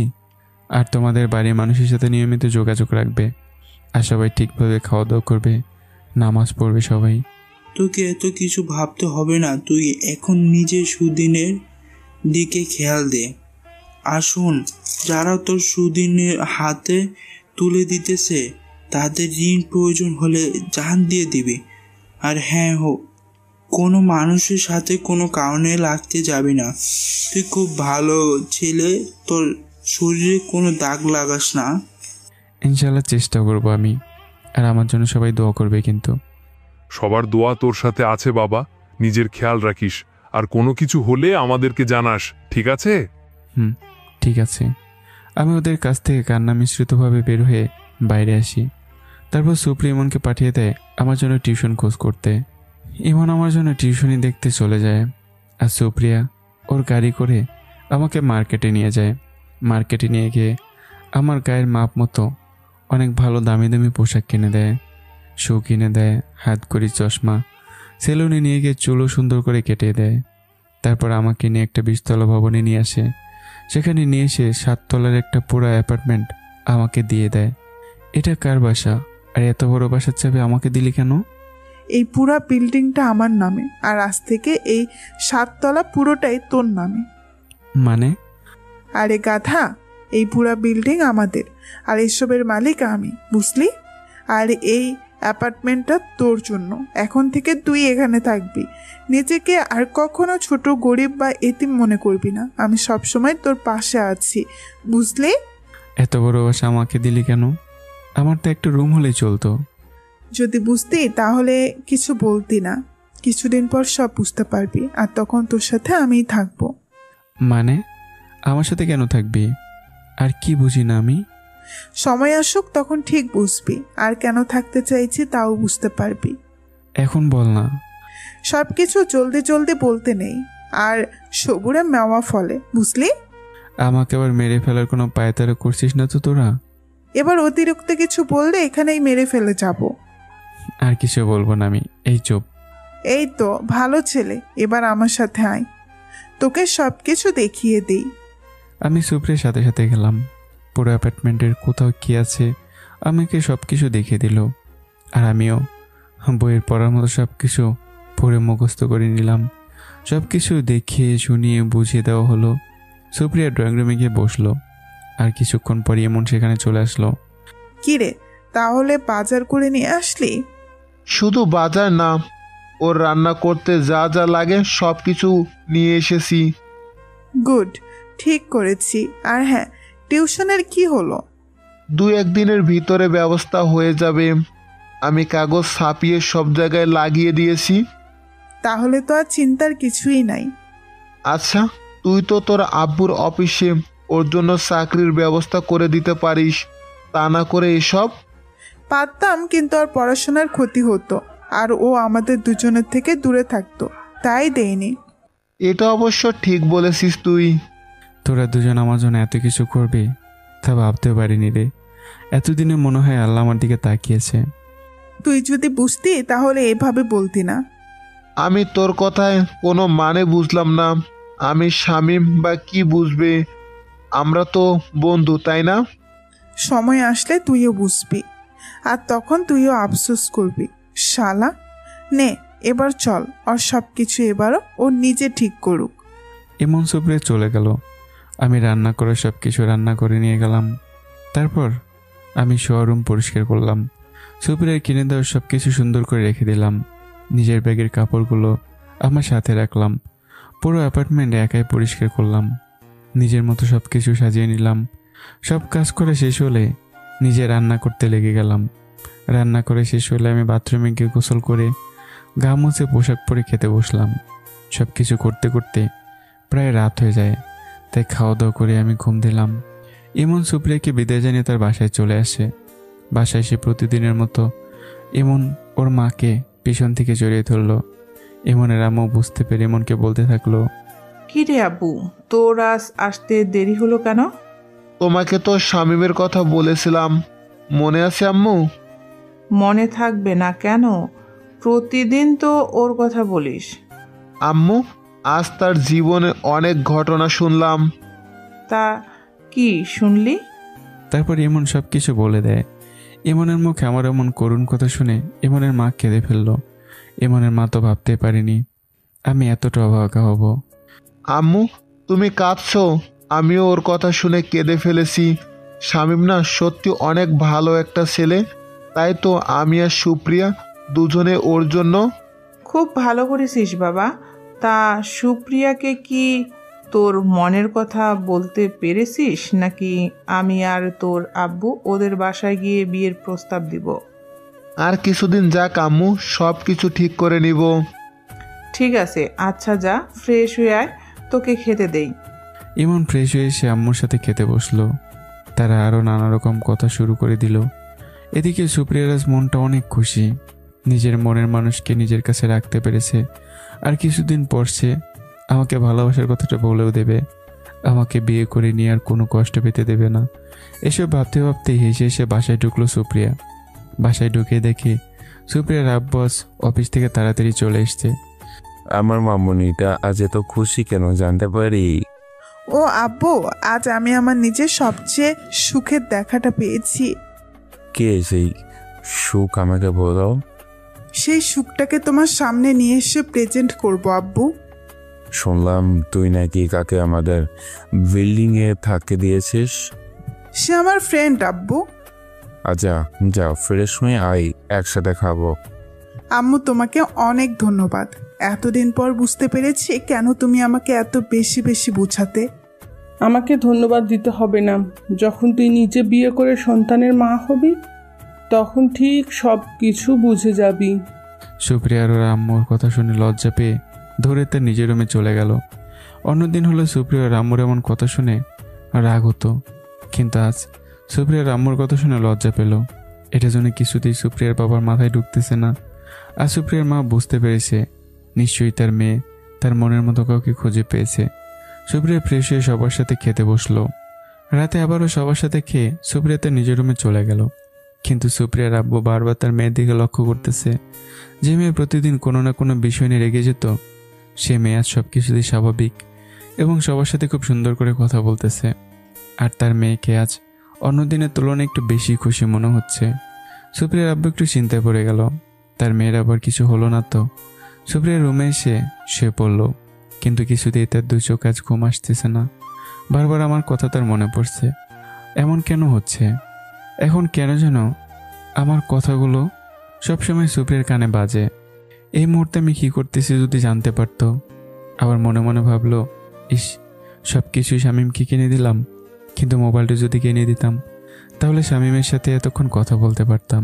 এসব সে মনে মনে ভাবতে ভাবতে প্রায় অর্ধেক রাত পার করে দিল। সকালে সুপ্রিয়া ঘুম থেকে উঠেই আমার কাছে চলে আসে। এসে দেখে আমি নিজে নিজে নাস্তা তৈরি করতেছি। কি নাস্তা বানাও? আমি পিছনে ঘুরে দেখি রান্নাঘরের দরজার কাছে সুপ্রিয়া হেলান দিয়ে দাঁড়িয়ে আছে। এই তো পিঠা বানাই, মানে যাকে রুটি বলো তোমরা। এসব বানাতে পারিস তুই? আমাকে শিখাবে? আয় ভিতরে আয়, দেখ কেমন করে বানাই। আমি নাস্তা বানাচ্ছি আর সুপ্রিয়া তো বানানো দেখতেছে। নাস্তা বানানো শেষ হলে আমি টেবিলে নাস্তা রেখে ফ্রেশ হতে গেলাম। ফ্রেশ হয়ে এসে সুপ্রিয়াকে নাস্তা দিলাম, নিজেও নিলাম। আমি না খেয়ে এসেছি, খেতে পারবো না। তুই খেয়েছিস না না খেয়েছিস তা কি আমি জানি? সত্যি বলতেছি, খেয়ে এসেছি। তা বললে শুনতেছি না, তোকে তো খেতেই হবে। খেতে পারি যদি তোর হাতে আমাকে খাইয়ে দিস। তো আমার হাতে মানে? তোর কি নিজের হাত নেই? আমাকে যদি তোর বন্ধু মনে করতি, আপন ভাবতি, তাহলে তোর নিজ হাতে আমাকে খাইয়ে দিতি। আমি আর কোনো কিছু না বলে সুপ্রিয়াকে খাইয়ে দিলাম, আর সুপ্রিয়াও আয়েস মিটিয়ে খেলো। আমি এই প্রথম কোনো মেয়েকে আমার নিজ হাতে খাইয়ে দিলাম। সুপ্রিয়া তো আমার হাতে খেতে পেরে মনে হয় অনেক খুশি। তোর হাতে জাদু আছে রে। কেন? তোর হাতে খেতে পেয়ে অনেক তৃপ্তি পেলাম। কি যে বলিস না তুই। সত্যি বলতেছি। আচ্ছা, এভাবে সারা জীবন কি আমাকে খাইয়ে দিতে পারবি না? দূর, আমি তোকে কিভাবে সারা জীবন খাইয়ে দেব? পড়াশোনা শেষ হলো তো যে যার মতো তার ঠিকানায় চলে যাবে, আর তোর তো বিয়ে হয়ে যাবে। যদি তোকে আমার কাছে সারা জীবনের জন্য রেখে দেই, থাকবি না? এটা হয় নাকি? আমার ক্যারিয়ার করতে হবে না? আবার তোকে নিয়ে তোর বাবা মায়ের একটা স্বপ্ন আছে তো। তুই এমন কেন রে? কিছুই কি বুঝিস না তুই? আমি আবার কি না বুঝি? সব বুঝি আমি। যদি বুঝতে তাহলে এমন করতি না। এখন এসব বাদ দিয়ে বের হয়ে আয়, ভার্সিটি যেতে হবে। আমি আর কোনো কিছু না বলেই রুমে গিয়ে তৈরি হয়ে আসলাম। বাসা থেকে বের হয়ে নিচে এসে সুপ্রিয়ার গাড়িতে উঠলাম। আমাকে দেখতে পুরো নায়কের মতো লাগতেছে। সুপ্রিয়া তো বারবার আমাকে দেখতেছে। আমরা দুজন ভার্সিটি চলে গেলাম। যখন আমি গাড়ি থেকে বের হলাম, সবাই আমাকে হা হয়ে দেখতেছে। তারা যেন নিজেকে বিশ্বাস করতে পারতেছে না যে এটা তারা কাকে দেখতেছে। রাজা রিমি তো আমাকে এই নতুন রূপে দেখে অবাকের চরম সীমায় পৌঁছে গেছে। আমার আর সুপ্রিয়ার আশা দেখে এমন আমাদের কাছে চলে আসলো। আজ তোকে দেখে তো ভার্সিটির সব সুন্দরীগুলো ক্রাশ খাইছে। ধুর, এসব কি বলিস তুই? পোশাকে যদি মানুষের চরিত্র বদলায় তাহলে তাদের চোখের সমস্যা আছে। একেবারে ঠিক কথা বলেছিস তুই শামীম। এত কথা বাদ দিয়ে ক্লাসে চল, আর এখানে থাকা ঠিক হবে না। আমরা ক্লাসে চলে গেলাম। সবগুলো ক্লাস করে একটু বাইরে ঘুরতে বের হলাম। এভাবে আমাদের তিনজনে দিন কাটতে শুরু করলো। এর মাঝে আমার টিউশনের ব্যবস্থাও করে দিছে, যা দিয়ে আমার থাকা পড়াশোনার খরচ সব চলে যায়। সুপ্রিয়া সবসময় আমার সাথে থাকে, আর আমাকে যে ভালোবাসে তা নানাভাবে বোঝাতে চায়, কিন্তু আমি কোনো কিছু যেন বুঝি না। যাই হোক, দ্বিতীয় বর্ষে ওঠার পর আমাদের রেজাল্ট বের হবে, তাই ভার্সিটির নানা রকম আয়োজন চলছে প্রতি বছরের ন্যায় এবছরও। তাই প্রতি বছর যেমন প্রথম, দ্বিতীয়, তৃতীয় স্থানের পুরস্কার দেওয়া হয় ক্লাসের সব বিভাগের ছাত্রছাত্রীকে, এবছরও তাই হবে।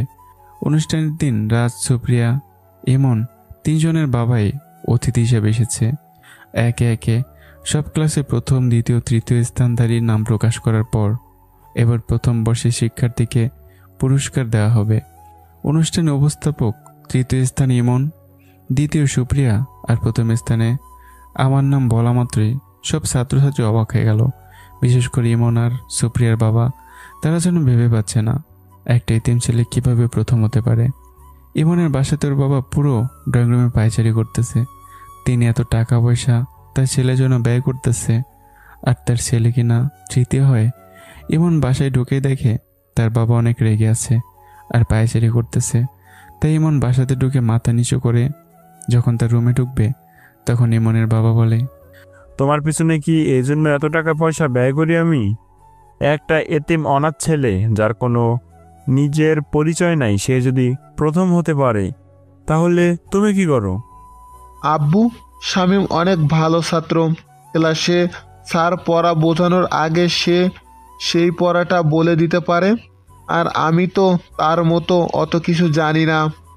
সে পারলে তুমি পারো না কেন? তোমাকে তো পড়াশোনা করতে দেখি না, শুধু শুনি যত সব খারাপ ছেলের সাথে বের হও। আমার ছেলে কোনো খারাপ বন্ধুর সাথে মিশে না, বুঝলে? এই ইমন, তুই রুমে যা, তোর বাবা সবাইকে তার মতো করে দেখে। একদিন এই ছেলে এমন কিছু করবে যার শাস্তি অন্যজন ভোগ করবে, এই বলে দিলাম। তোমার ছেলে রাত 1টা পর্যন্ত কোথায় থাকে? প্রতি রাতে তাকে জিজ্ঞাসা করো তো। এই বয়সে ছেলেরা একটু আড্ডা মারবে না তো বিয়ের পর করবে? তোমার ছেলেকে কেউ বিয়ে করবে না, ওকে ভালো হতে বলো তুমি, না হলে ওর কপালে দুঃখ আছে বলে দিলাম। সুপ্রিয়া বাসায় এসে ওর বাবার সামনে অপরাধীর মতো দাঁড়িয়ে আছে। সুপ্রিয়ার বাবা জানে তার মেয়ে অনেক ভালো ছাত্রী, কিন্তু আজ যা দেখলো তাতে তার মনটা একটু খারাপ। আব্বু, শামীম সত্যিই খুব ভালো ছাত্র আর অনেক ভালো ছেলেও সে। আমি সেটা ভাবতেছি না মামনি, আমি এটাই ভাবতেছি আমার মেয়ে এই কয়েকটা দিন আমার পরিবর্তন হয়ে গেছে। আমার মেয়ে এতদিনে ঠিক হয়েছে, আর এতদিন তুমি তা বুঝতে পারো নাই। মেয়েটা আমার, তাই আর ভালো মন্দ সব বুঝি আমি। মেয়েটা নিশ্চয়ই একার তোমার না? সুপ্রিয়ার বিয়ে আমি ইমনের সাথে ঠিক করে রেখেছি, আর ইমনের বাবার সাথে আমার কথা হয়েছে। আর কোনো কিছু না বলেই সুপ্রিয়ার বাবা সেখান থেকে চলে গেল। সুপ্রিয়ার আব্বুর কথা শুনে অবাক হয়ে দাঁড়িয়ে যাওয়া দেখলো, আর চোখ থেকে সুপ্রিয়ার পানি ঝরতে লাগলো। সুপ্রিয়ার মা বিষয়টা বুঝতে পেরে সুপ্রিয়াকে তার বুকে জড়িয়ে নিল। কাঁদিস না মামুনি, আমি আছি তো। তুই কি কাউকে পছন্দ করিস? আম্মু, আমি শামীমকে অনেক ভালোবাসি, তবে কখন কিভাবে তাকে এত ভালো লাগা শুরু হয়ে গেছে তা জানি না আমি।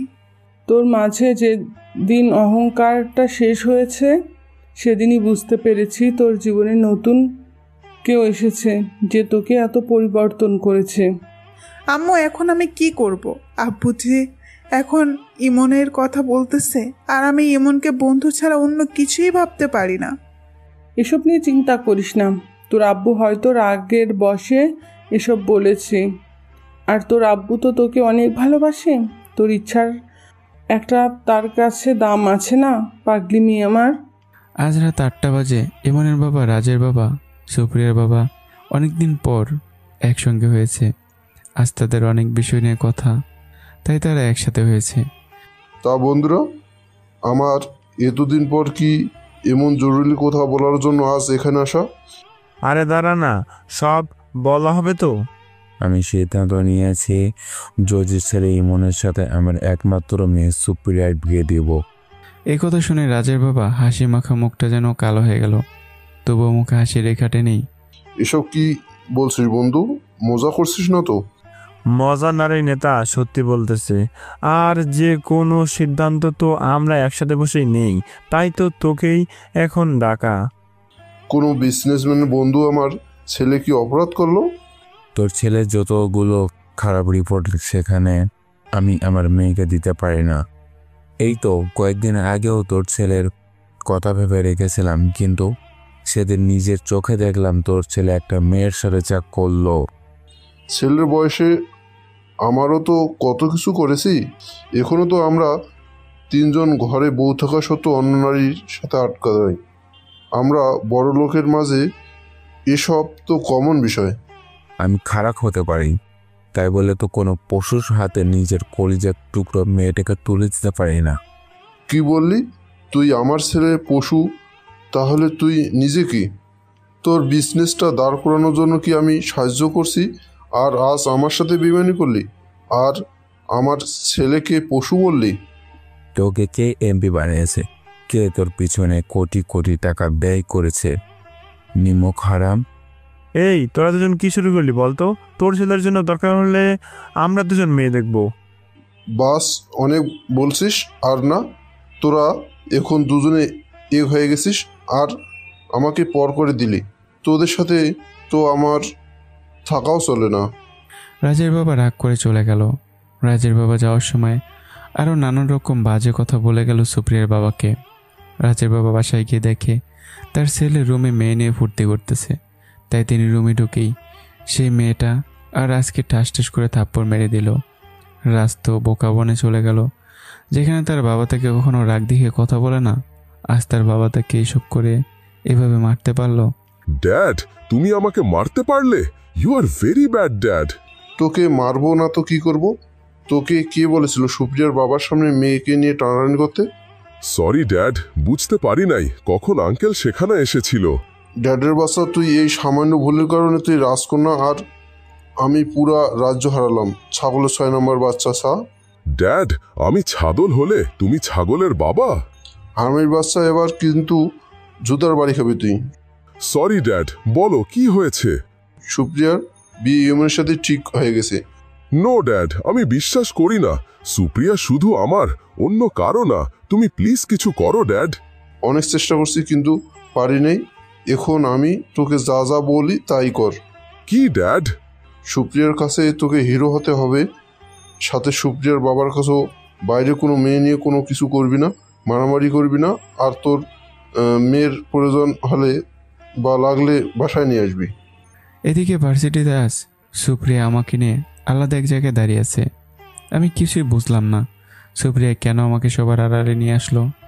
আমাকে এখানে নিয়ে আসার কারণটা কি? তুই কি কিছুই বুঝিস না শামীম? আচ্ছা, তুই আমাকে সব পরিষ্কার করে না বললে বুঝবো কি করে? আমি তোকে নিজের চেয়েও বেশি ভালোবাসি শামীম। হোয়াট? এটাই সত্যি শামীম, প্লিজ আমাকে ফিরিয়ে দিস না। দেখ, এসব ছেলে মানুষই আর মজা করে রাখ তুই প্লিজ। এসব মজা নয়, সব সত্যি। জানি না কখন কিভাবে তোকে আমার ভালো লেগে যায়। তোকে নিয়ে দিন রাত কাটে আমার। তোর সাথেই আমি সব সময় থাকি। তোকে আমার চাই শামীম। এসব তোর নেহাত বোকামি সুপ্রিয়া। দেখ আমি কোথায় আর তুই কোথায়, তোর সাথে আমার যায় না সুপ্রিয়া। এটা কোনো শপিং মলের পণ্য না যে পছন্দ হলে কিনে নিলাম। তোর সাথে আমার যায় না, আর তোর পরিবারের সব জীবনে মেনে নেবে না। শামীম, তুই হয়তো জানিস না ভালোবাসা জাত ধর্ম বর্ণ উঁচু নিচু ধনী গরিব এসব বুঝে না, মানে না। এটা শাবানা জসিমের কোনো সিনেমা না। আমি চাইলাম আর জসিমের মতো লটারি পেলাম, ধনী হলাম, আর তুই শাবানা হলি বা দুঃখ কষ্ট মেনে নিয়ে আমার সাথে থাকবি। এটা বাস্তব জীবন। তাই তোকে অনুরোধ করি আমার সাথে কখন এসব করতে চাস না। আমি কোনো সিনেমার হিরো না যে তোর বাবার লোকদের সাথে মারপিট করে তোকে নিয়ে ভেগে যাব। তুই কোনো নায়িকাও না যে চাইলে সব কিছু হাসি মুখে মেনে নিবি। আমি তোর জন্য সব কিছু করতে তৈরি আছি শামীম, তবুও আমাকে ফিরিয়ে দিস না। আমি মহানায়িকা শাবানা হতে চাই না। আমি সুপ্রিয়া থেকেই মহানায়িকার মতো সব কিছু বাস্তবেও রূপান্তরিত করতে চাই। আমি আর সুপ্রিয়ার সাথে কোনো কথা না বলে সেখান থেকে চলে আসলাম। আর আড়াল থেকে সুপ্রিয়া আর আমার এসব কথা একজন শুনে ফেলল এবং তার মনে পশ্চিমা ঝড় শুরু হয়ে গেল। আমি ওখান থেকে চলে আসি, কিন্তু সেখানে আড়াল থেকে আমাদের কথা শুনে রাজ ভাবতেও পারতেছে না সুপ্রিয়া আমার মতো একটা এতিম গরিব ছেলেকে ভালোবাসবে। রাজের জানা মতে সুপ্রিয়ার বিয়ে ইমনের সাথে ঠিক হয়েছে, আর ইমন সুপ্রিয়াকে ভালোবাসে। রাজ মনে মনে প্ল্যান কষে কিভাবে কি করা যায়। যতক্ষণ না তার প্ল্যান মতো সব ঠিক হয় ততক্ষণ পর্যন্ত রাজের মনের ঝড় থামবে না। এদিকে আমি ক্যাম্পাসে এসে দেখি আমার আব্বা এসেছে, মানে মাদ্রাসার, মানে ওই এতিমখানার সুপার, আর তার সাথে কথা বলতেছে ইমন। আমার পেছন পেছন সেই জায়গায় সুপ্রিয়া এসেছে। আমি সেখানে এগিয়ে গেলাম। আমাকে দেখা মাত্রই আব্বা এসে আমাকে জড়িয়ে ধরলো। অনেকদিন পর বাপ ছেলে এক হলো। কতদিন দুজন দুজনকে দেখি না। সুপ্রিয়া তো কিছুই বুঝলো না। আচমকা আমি এসে কাকে জড়িয়ে ধরে কান্না করতেছি। এই শামীম, এই লোকটা কে? আর ওনাকে জড়িয়ে ধরে কান্না করতেছিস কেন? আরে ইনি সেই যাকে শামীম আব্বা বলে ডাকে। সেটা আগে বলবি না? এসেই তো আজাইরা প্রশ্ন করা শুরু করে দিয়েছিস। ভাবছিল অনেকক্ষণ এভাবে জড়িয়ে কাদার পর ছেড়ে দিলাম। আমার চোখের জল নিজাতে মুছে দিল আব্বা। তখন আব্বা দেখলো তাদের সাথে আরও একটা মেয়ে আছে। বিষয়টা আমি বুঝতে পারলাম। আব্বা, এ হলো ইমন, আর ওর নাম সুপ্রিয়া। এরা আমার এখানকার বেস্ট ফ্রেন্ড, এবং আমাকে যে এত পরিবর্তন দেখতেছো তাই এদের কল্যাণে। আসসালামু আলাইকুম আঙ্কেল। ওয়ালাইকুম সালাম। আপনি কখন এসেছেন? আর আপনার কথা শামীমের মুখে অনেকবার শুনেছি। শামীম, তুই একটু দূরে যা, এদের সাথে আমার একটু কথা আছে। আমি কিছুই বুঝলাম না কেন আমাকে দূরে যেতে বললো, আর কি বা কথা সুপ্রিয়া ইমনকে বলবে। আমি কোনো কিছু না বলেই ওদের থেকে দূরে চলে গেলাম। আমি জানি তোমাদের কিভাবে কি বলবো, তবুও বলি, শামীম আমার নিজের ছেলে না, তা তো জানোই। জি আঙ্কেল, জানি। তোমরা ওর জীবনে সুখ নিয়ে এসেছো, তার জন্য আমি কৃতজ্ঞ। ছেলেটা সেই ছোট থেকে মানুষের দ্বারে দ্বারে সামান্য ভালোবাসা খোঁজার চেষ্টা করেছে, কিন্তু তার বিনিময়ে মার অপমান ছাড়া কিছুই পায় নাই। আপনি কোনো চিন্তা করবেন না আঙ্কেল, আমরা তো আছি। তোমরা ওকে যা করতে বলবে ও কিন্তু তাই করবে। তোমরা যদি ওকে কোনো খারাপ কিছু করার বিনিময়ে একটু ভালোবাসা দাও, তাই করবে। আজকে এখন ওকে থাপ্পড় মেরে বলবে, এই যে এখানে খাবার দিলাম, খেয়ে নে। ও কিন্তু তাই করবে। ও কখনো কারো মুখের উপর কথা বলতে পারে না। জানি আমরা। ও কিন্তু বড় বড় মানুষের সামনে তেমন কোনো কথা বলতে পারে না। ও যদি অপরাধ নাও করে আর কেউ যদি বলে সে অপরাধ করেছে, তবুও শামীম মুখ খুলবে না। শামীমকে দিয়ে সব রকম কাজ করে নিতে পারো, কিন্তু বিনিময়ে সে সামান্য ভালোবাসাটা চায়। ওর আব্বা মা মারা যাওয়ার পর থেকে ছেলেটা অনেক মানুষের মার খেতে খেতে আমাদের এতিমখানায় ঢুকেছে। তখন থেকে ও মানুষের মার আর কথাকে খুব ভয় পায়। আপনি কোনো চিন্তা করবেন না, আর আপনি যা বোঝাতে চাচ্ছেন তা আমরা বুঝে গেছি। তোমাদের কাছে আমার একটা অনুরোধ, ছেলেটাকে বিনা কারণে কোনোদিন ভুল বুঝো না। আর তোমরা যেহেতু ওর বন্ধু, সেখানে তো শামীম তোমাদের দুজনের ঋণ নিজের মৃত্যু দিয়ে হলেও শোধ করবে। আর ওর সাথে সাথে সবাই একটু থেকে দিন শেষে, কিন্তু রাতে তো ওর মতো বড় একা আর কেউ নেই। যার কপালে বাবা মা নেই, সেই বোঝে দিন শেষে রাতে কত যন্ত্রণা হয়। আঙ্কেল, আমরা কথা দিতেছি, এখন থেকে শামীম শুধু সুখের মুখ দেখবে। ওর জীবন থেকে দুঃখ নামক বস্তুটা আমরা সরিয়ে দেব। আর শামীমকে নিয়ে কোনো চিন্তা করতে হবে না। শামীম এখন অনেক ভালো আছে, ঠিক আমাদের মতো, বুঝলেন? আল্লাহ তোমাদের দুজনের ভালো করুক, তোমাদের মনের আশা পূরণ হোক। এই শামীম, এদিকে আয় এখন। আব্বার ডাক শুনে আমি দৌড়ে সেখানে চলে যাই। শোন, যারা তোকে একটা দিনের জন্য সুখ দিয়েছে, একবেলা তোর মুখে অন্ন তুলে দিয়েছে, তাদের জন্য নিজেকে কুরবানি দিতে হলেও সেটাই করবি। আচ্ছা আব্বা। তাহলে থাক, আমি এখন একজনের কাছে যাব। এতিমখানায় কিছু দান করতে চাইছে, তার সাথে কথা বলে তারপর চলে যাব। আব্বা আবার কবে আসবে? খুব দ্রুত আবার আসবো বাবা। মন দিয়ে পড়াশোনা করবি, মানুষকে পারলে সাহায্য করবি, মনে কোনো হিংসা লাগবি না। বলে দিলাম, সবাইকে সমান চোখে দেখবি, এটা তোর আব্বার আদেশ। আব্বা, আমি তোমার সব কথা শুনি তো। আচ্ছা আব্বা, শাহেদ কবে বিদেশ থেকে আসবে তা কি জানো? আর 3-4 মাস পর আসবে দেশে। কি যেন একটা কাজ আছে, তারপর চলে যাবে। আর আসবে না? আসবে, একেবারের জন্য দেশে আসবে। আর তোর জন্য অনেক কিছু করে দেবার কথাও বলেছে। সেদিন তো তোর কথা বলতে গিয়ে সে কি কান্না করলো ছেলেটা। তুই ওকে যতটা মিস করিস, ও তোকে ততটা মিস করে বাবা। যদি দেশে আসে আমার কাছে নিয়ে আসবে বলে দিলাম। আব্বা সেখান থেকে চলে গেল। সুপ্রিয়ার এমন বুঝতে পারলো আমার জীবনটা কি আর আমি কেন এমন হয়েছি। তারপর ওরা ক্লাস করতে চলে গেল। আমি মাঝে, ডান দিকে এমন আর বাদিকে সুপ্রিয়া। আমরা তিনজন একসাথে ক্লাস করে এক বেঞ্চে বসি। ক্লাস শেষ করে ইমন সুপ্রিয়াকে যেতে বলল, আর আমাকে নিয়ে নাকি ইমন কোথায় যাবে। সুপ্রিয়ার কোনো কিছু না বলে সেখান থেকে চলে গেল। রাতে ইমন আমাকে নিয়ে বাড়ি গেল।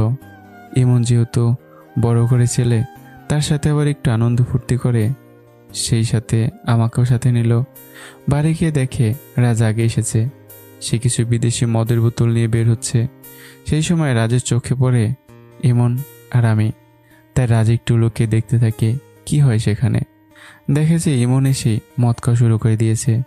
সেই সুযোগে রাজ ইমনের বাবা আর সুপ্রিয়ার বাবাকে ফোন করলো। নে তুই খা, আনন্দ কর। ছি, এসব কেউ খায় নাকি? এসব ইসলামে হারাম, বুঝলি? আমি খেতে পারবো না, আর তোকেও খেতে দেব না। একদিন খেলে কিছুই হবে না, আর আমি তো নিয়মিত খাই না। এই মাঝে মাঝে যদি মন খারাপ থাকে তাহলে খাই। তোর আবার কিসের জন্য মন খারাপ থাকে? তুই তো আমার বন্ধু, তাই না? তুই পারবি আমার কষ্টটা দূর করে দিতে। বল, কি করতে হবে আমাকে? ছোট থেকেই আমি, সুপ্রিয়া, রাজ একসাথে পড়াশোনা করেছি। আর সেই ছোট থেকে আমি সুপ্রিয়াকে পছন্দ করতাম। তারপর ধীরে ধীরে ভালো লাগা, পরে তাকে ভালোবেসে ফেলেছি। কিন্তু আজ তাকে বলতে পারি নাই। তুই প্লিজ আমাকে সাহায্য করবি। ইমনের কথা শুনে আমি একটু ধাক্কা খেলাম, কারণ সুপ্রিয়া তো আমাকে ভালোবাসে, আর আমিও একটু সুপ্রিয়াকে পছন্দ করা শুরু করে দিয়েছি।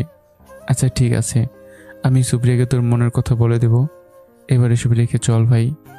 না, যাব না। এখন আমার খুশি লাগতেছে, তাই এবার খুশিতে খাবো। ইমন যখন মদের গ্লাস মুখে দেবে তখন আমি তা কেড়ে নিলাম। ঠিক সেই সময় কে যেন এসে আমার গলায় ঠাস ঠাস করে দুটো থাপ্পড় মারলো। আমি ঘুরে দেখি সুপ্রিয়া আর ইমনের বাবা, আর থাপ্পড় দুটো ইমনের বাবা আমাকে মেরেছে। ভার্সিটিতে ভালো সাজা, ভালো ছাত্র হওয়া, আর এই তোর আসল রূপ? বাবা, তোদের মতো এতিমের বাচ্চা কতটা খারাপ হয় তা আমি জানি। এজন্যই তো বলি, আমার ছেলে কেন এত খারাপ হলো?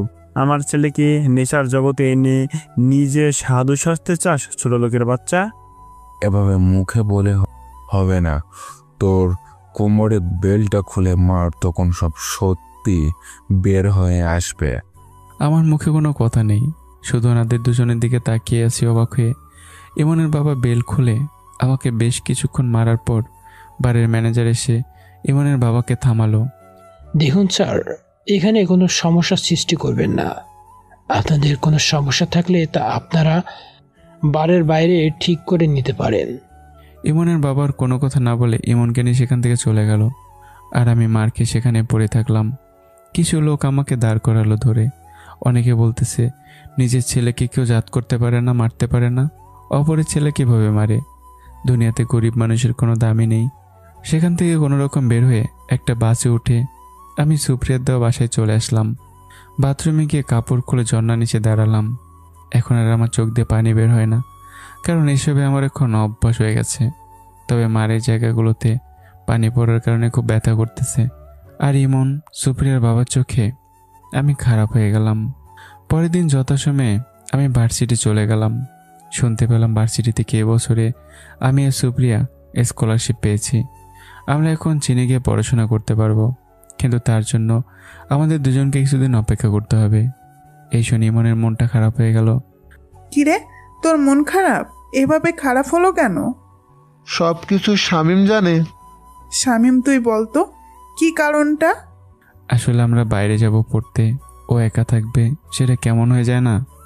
কিরে ইমন, তুই মনে করেছিস আমি তোকে ভুলে যাব? দেখ, সেই ছোট থেকেই তুই আমার মনে আছিস। আমি যত দূরেই যাই না কেন, তুই আমার মন থেকে বের হবি না। সুপ্রিয়ার এমন কথা শুনে ইমন অনেক খুশি হলো। সুপ্রিয়া, তুই একটু বাইরে যা, শামীমের সাথে আমার কথা আছে। সুপ্রিয়া বাইরে বের হয়ে গেল। সাথে সাথে ইমন আমার পা জড়িয়ে ধরে কেঁদে দিল। আমি তো ব্যবচাকা খেয়ে গেলাম। এটা এমন কি করতেছে? এই তুই পুরো ক্লাসে সবার সামনে আমার পা জড়িয়ে ধরছিস কেন? কালকে আমার ভুলের কারণে আব্বু তোকে বিনা কারণে মারলো। তোর বাবা যদি আমার বাবা হতো আর আমার উপর দিয়ে দোষ গেছে, এতে খুব ভালো হয়েছে। কারণ সুপ্রিয়ার বাবা যদি জানতো তুই এসব নিজের ইচ্ছেতে করেছিস, তাহলে তুই সুপ্রিয়াকে যতই ভালোবাসিস না কেন, সুপ্রিয়াকে তোর হাতে তুলে দিত না। আমি এসব গত রাতে ভুলে গেছি। এখন আমাকে ছাড়। তোর মনের কথা সুপ্রিয়াকে বলতে হবে তো নাকি? আজ বলিস না, আর একদিন বলিস তুই। আচ্ছা ঠিক আছে, এবার পা ছাড় তুই। এমন আমার পা ছেড়ে দিলে আমি ক্লাস থেকে বের হয়ে সুপ্রিয়াকে খুঁজতে থাকলাম। খুঁজতে খুঁজতে দেখি সুপ্রিয়া রাজের সাথে কথা বলতেছে। তখন আমি একটু সামনে এগিয়ে গেলাম তাদের কথা শোনার জন্য। তোর মতো খারাপ ছেলেকে আমি ভালোবাসবো? তুই এসব ভাবলি কি করে? তাহলে তুই কাকে ভালোবাসবি শুনি? আমি শুধু শামীমকে ভালোবাসি, তোকে না। আমিও দেখব তুই ওই এতিমের বাচ্চাকে কি করে ভালোবাসতে পারিস। আচ্ছা, দেখা যাবে তুই কি করতে পারিস। সুপ্রিয়ার কোনো কথা না বলে ক্লাসে চলে গেল। এখন আমি পড়ে গেলাম মহাবিপদে। কি করে এই ইমনের কথা সুপ্রিয়াকে বলবো? কোনো কিছু মাথায় আসতেছে না। এসব ভাবতে ভাবতে আমি ক্লাসে চলে গেলাম। এই, তুই কোথায় গিয়েছিলি? নে, তোরা দুজন এখন আমার সাথে আয়, একটু ঘুরতে বের হব। কেন? ওই রাজের বাচ্চা মনটা খারাপ করে দিল। এখন কোনো না বলে আমার সাথে আয় তোরা দুইজন। সুপ্রিয়ার সাথে একটা লেকের ধারে চলে আসলাম আমি এবং ইমন। ইমনকে সুপ্রিয়া ঝালমুড়ি নিতে পাঠিয়ে দিল। দেখ শামীম, তুই এক্ষুনি বলবি তুই আমাকে ভালোবাসিস। তার আগে আমি তোকে কিছু বলতে চাই। কি বলতে চাস? সুপ্রিয়া, তোকে ইমন সেই ছোট থেকে পছন্দ করে, আর ইমন তোকে এখন অনেক ভালোবাসে। হোয়াট? যা বলছি সব সত্যি কথা বলছি সুপ্রিয়া। আমি কেমন করে আমার বন্ধুর ভালোবাসা কেড়ে নেব বল? কেমন করে ওর সাথে প্রতারণা করব? দেখ, তুই যদি ওকে ভালোবাসিস, ও তোকে খুব সুখে রাখবে। তুই কি জানিস ইমন ড্রিঙ্কস করে? সব জানি আমি, আর এসব করার পিছনের কারণ তুই। তোকে হারানোর ভয়ে আর তোকে ভালোবাসি বলতে না পারার ভয়ে ইমন ড্রিঙ্কস করে। দেখ, ইমন তোকে যেরকম সুখে রাখবে আমি তো তোকে কোনোদিন রাখতে পারবো না। আর কিছুদিন পরে তুই আর আমি চীন যাচ্ছি। তখন পড়াশোনা করে তুই অনেক বড় হবি।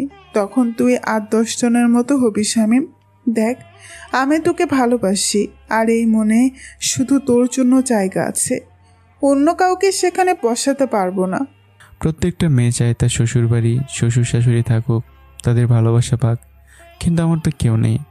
আর ইমনকে বিয়ে করলেই তুই সব পাবি, যা আমি তোকে কোনোদিন দিতে পারবো না। শামীম, আমার কিছুই চাই না, তুই হলেই হবে। আমার আর কোনো কিছুই লাগবে না। আমাকে ক্ষমা করে দিস সুপ্রিয়া। আমি তোর সব কথা রাখতে পারলেও এই কথাটা রাখতে পারবো না। সব থেকে বড় কথা, তোর বাবা কখনো আমাকে মেনে নেবে না। আজকেই তোকে আব্বুর কাছে নিয়ে যাব, আর আমার আব্বু আমার সব কথা রাখে, বুঝলি? তোর কোনো কথাই শুনবো না। চীন যাওয়ার আগেই তোকে আমি আমার করে নেব, তুই শুধু দেখতে থাক। এরই মাঝে এমন ঝালমুড়ি নিয়ে চলে আসলো। তিনজনে একসাথে খেতে থাকলাম। মজার বিষয় হচ্ছে সুপ্রিয়া নিজে না খেয়ে বারবার আমাকে খাইয়ে দিচ্ছে। এমন তো মনে করতেছে বন্ধু হয়ে বলে খাইয়ে দিচ্ছে আমাকে। ঝালমুড়ি খাওয়া শেষ হলে তিনজন সেখান থেকে উঠে একটু সামনে এগিয়ে যাই। সামনে দেখতে পাই একজন বৃদ্ধা মহিলাকে একজনে কিছু টাকা দিতেছে, আর সেটা তার মোবাইলে ক্যামেরা বন্দি করতেছে। এসব জিনিস আমি মোটেও পছন্দ করি না, তাই আমি এই ছেলেটার কাছে এগিয়ে গেলাম। ভাই, এখানে কি করতেছেন আপনি? তেমন কিছু না ভাই, এই মহিলাকে এনার ছেলেরা দেখাশোনা করে না ভাই, তাই রাস্তায় রাস্তায় ভিক্ষা করে। আমি ওনাকে 1000 টাকা দিলাম, আজ যেন উনি আর ভিক্ষা না করে। আচ্ছা, টাকাটা আপনি কেন দিলেন তাকে, তা কি জানতে পারি? আরে আশ্চর্য, বললাম তো আজ যেন ভিক্ষা না করো, তার জন্য দিয়েছি। টাকা 1000 দেওয়ার আগে মোবাইলের ক্যামেরা চালু করে কি করতেছেন? আর ওনাকে বা এত কথা কেন জিজ্ঞাসা করলেন? আরে ভাই, আমার একটা ইউটিউব চ্যানেল আছে, সেখানে ভিডিওটা আপলোড করব। আর যে সকল ছেলেমেয়েরা তাদের বাবা মায়ের সাথে এমন করে তারা দেখলে আর এমন করবে না। এক কথায় সামাজিক কাজ বলতে পারেন আপনি। আপনি কি করেন, আর আপনার ইনকাম সোর্স কি? এই তো একটা ছোট কাজ করি, আর ইউটিউবে মানুষ ভিডিও দেখে সেখান থেকে যা পাই তাই আর কি। এখন বুঝতে পারলাম আপনার মূল উদ্দেশ্য কি।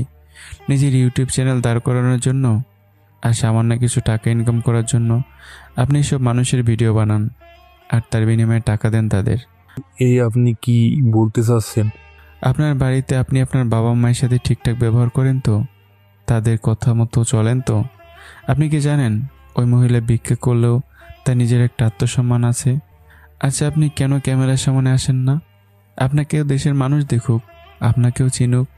আরে মিয়া, উনি তো মনে করেছে আপনি কোনো সাংবাদিক, আপনি তার ইন্টারভিউ নিতেছেন। যদি এসব ভিডিও টিভিতে দেখান আর তারা সরকারি কোনো ত্রাণ পায়, তাই এসব ভিডিও বানিয়ে কী লাভ পান? তাদেরও তো পরিবার আছে, তিনিও তো কোনো সমাজে বাস করে। যে মহিলা জীবনে একটা ছবি তুলতে চায় না, আজ তার ভিডিও বানিয়ে নিজে 2টা টাকা কামাই করার ধান্দা। আপনার ভিডিও দেশে যত মানুষ দেখবে আপনি তত টাকা পাবেন। বাহ, এই আপনাদের মতো কিছু মানুষের জন্য এই সকল মহিলা পুরুষ মানুষের কাছে সাহায্যটা খুব কম পায়। ভাই, আগে নিজের পরিবার এলাকাবাসীকে দেখেন, তারপরে বাইরের মানুষকে। কেন এইসব মানুষের পিছনে লেগেছেন? দান করতেছেন, গোপনে দান করুন না কেন? সে দানের ভিডিও পিক তোলা লাগবে না। নিজে ঠিকভাবে আয় করতে পারেন না, নিজের পরিবার চালাতে পারেন না, আসছেন এখানে আরেকজনের। শামীম, বাদ দে। যারা সত্যিকারের বুঝতার তারা তোর এই কথাগুলো বুঝবে, আর বেশি কিছু বলা লাগবে না। যখন মানুষের হাতে স্মার্টফোন ছিল না, তখন ও তো মানুষ দান করত, সাহায্য করত। আর এখন সব কিছু ডিজিটাল হওয়ার সাথে সাথে মানুষের রুচি চাহিদা অন্যরকম হয়ে গেছে। নিজের সামান্য নামডাক করার জন্য আজ কত রকম ভঙ্গিমা করতে জানে মানুষ। আর এসব ভিডিও ইউটিউবে দেখে মানুষ মনে করে ছেলেটা সাহায্য করে, খুব ভালো কাজ করলো, অনেক ভালো ছেলেটা। আসলে ওদের পরিবার আর ওদের খবর নিয়ে দেখেন, ওরা কেমন। এই দুনিয়ার মানুষ নিজের স্বার্থের জন্য ছাড়া কোনো কাজ করে না। এই যে সে 1,000 টাকা দিল, তার বদলে সে 10,000 টাকা ইনকাম করে এই ভিডিও দেখিয়ে। এই তোরা দুইজন কি থামবি না? প্রকৃত জ্ঞান যাদের আছে তারা যদি একটু ভেবে দেখে কোনটা ঠিক কোনটা ভুল তা বুঝতে পারবে। আর এদের কাজ হলো সারাদিন এভাবে ঘুরে বেরিয়ে এই রকম অসহায় মানুষ খোঁজা আর ভিডিও বানানো, বুঝলি? আর এদের স্বার্থ তো অবশ্যই আছে। বাঙালি লাভে লোহা উঠাই, বিনা লাভে তুলা পর্যন্ত হাত দিয়ে ধরে না। তিনজন আর সেখানে থাকলাম না। ছেলেটাও তার ভুল বুঝতে পারলো। সত্যি বলতে আমরা যত চেষ্টা করি না কেন, কোনো মানুষকে বদলানোর মানুষ বদলাবে না। যার পরিবার যেমন, তার পরিবারের বাকি সদস্য তো তেমনই হবে।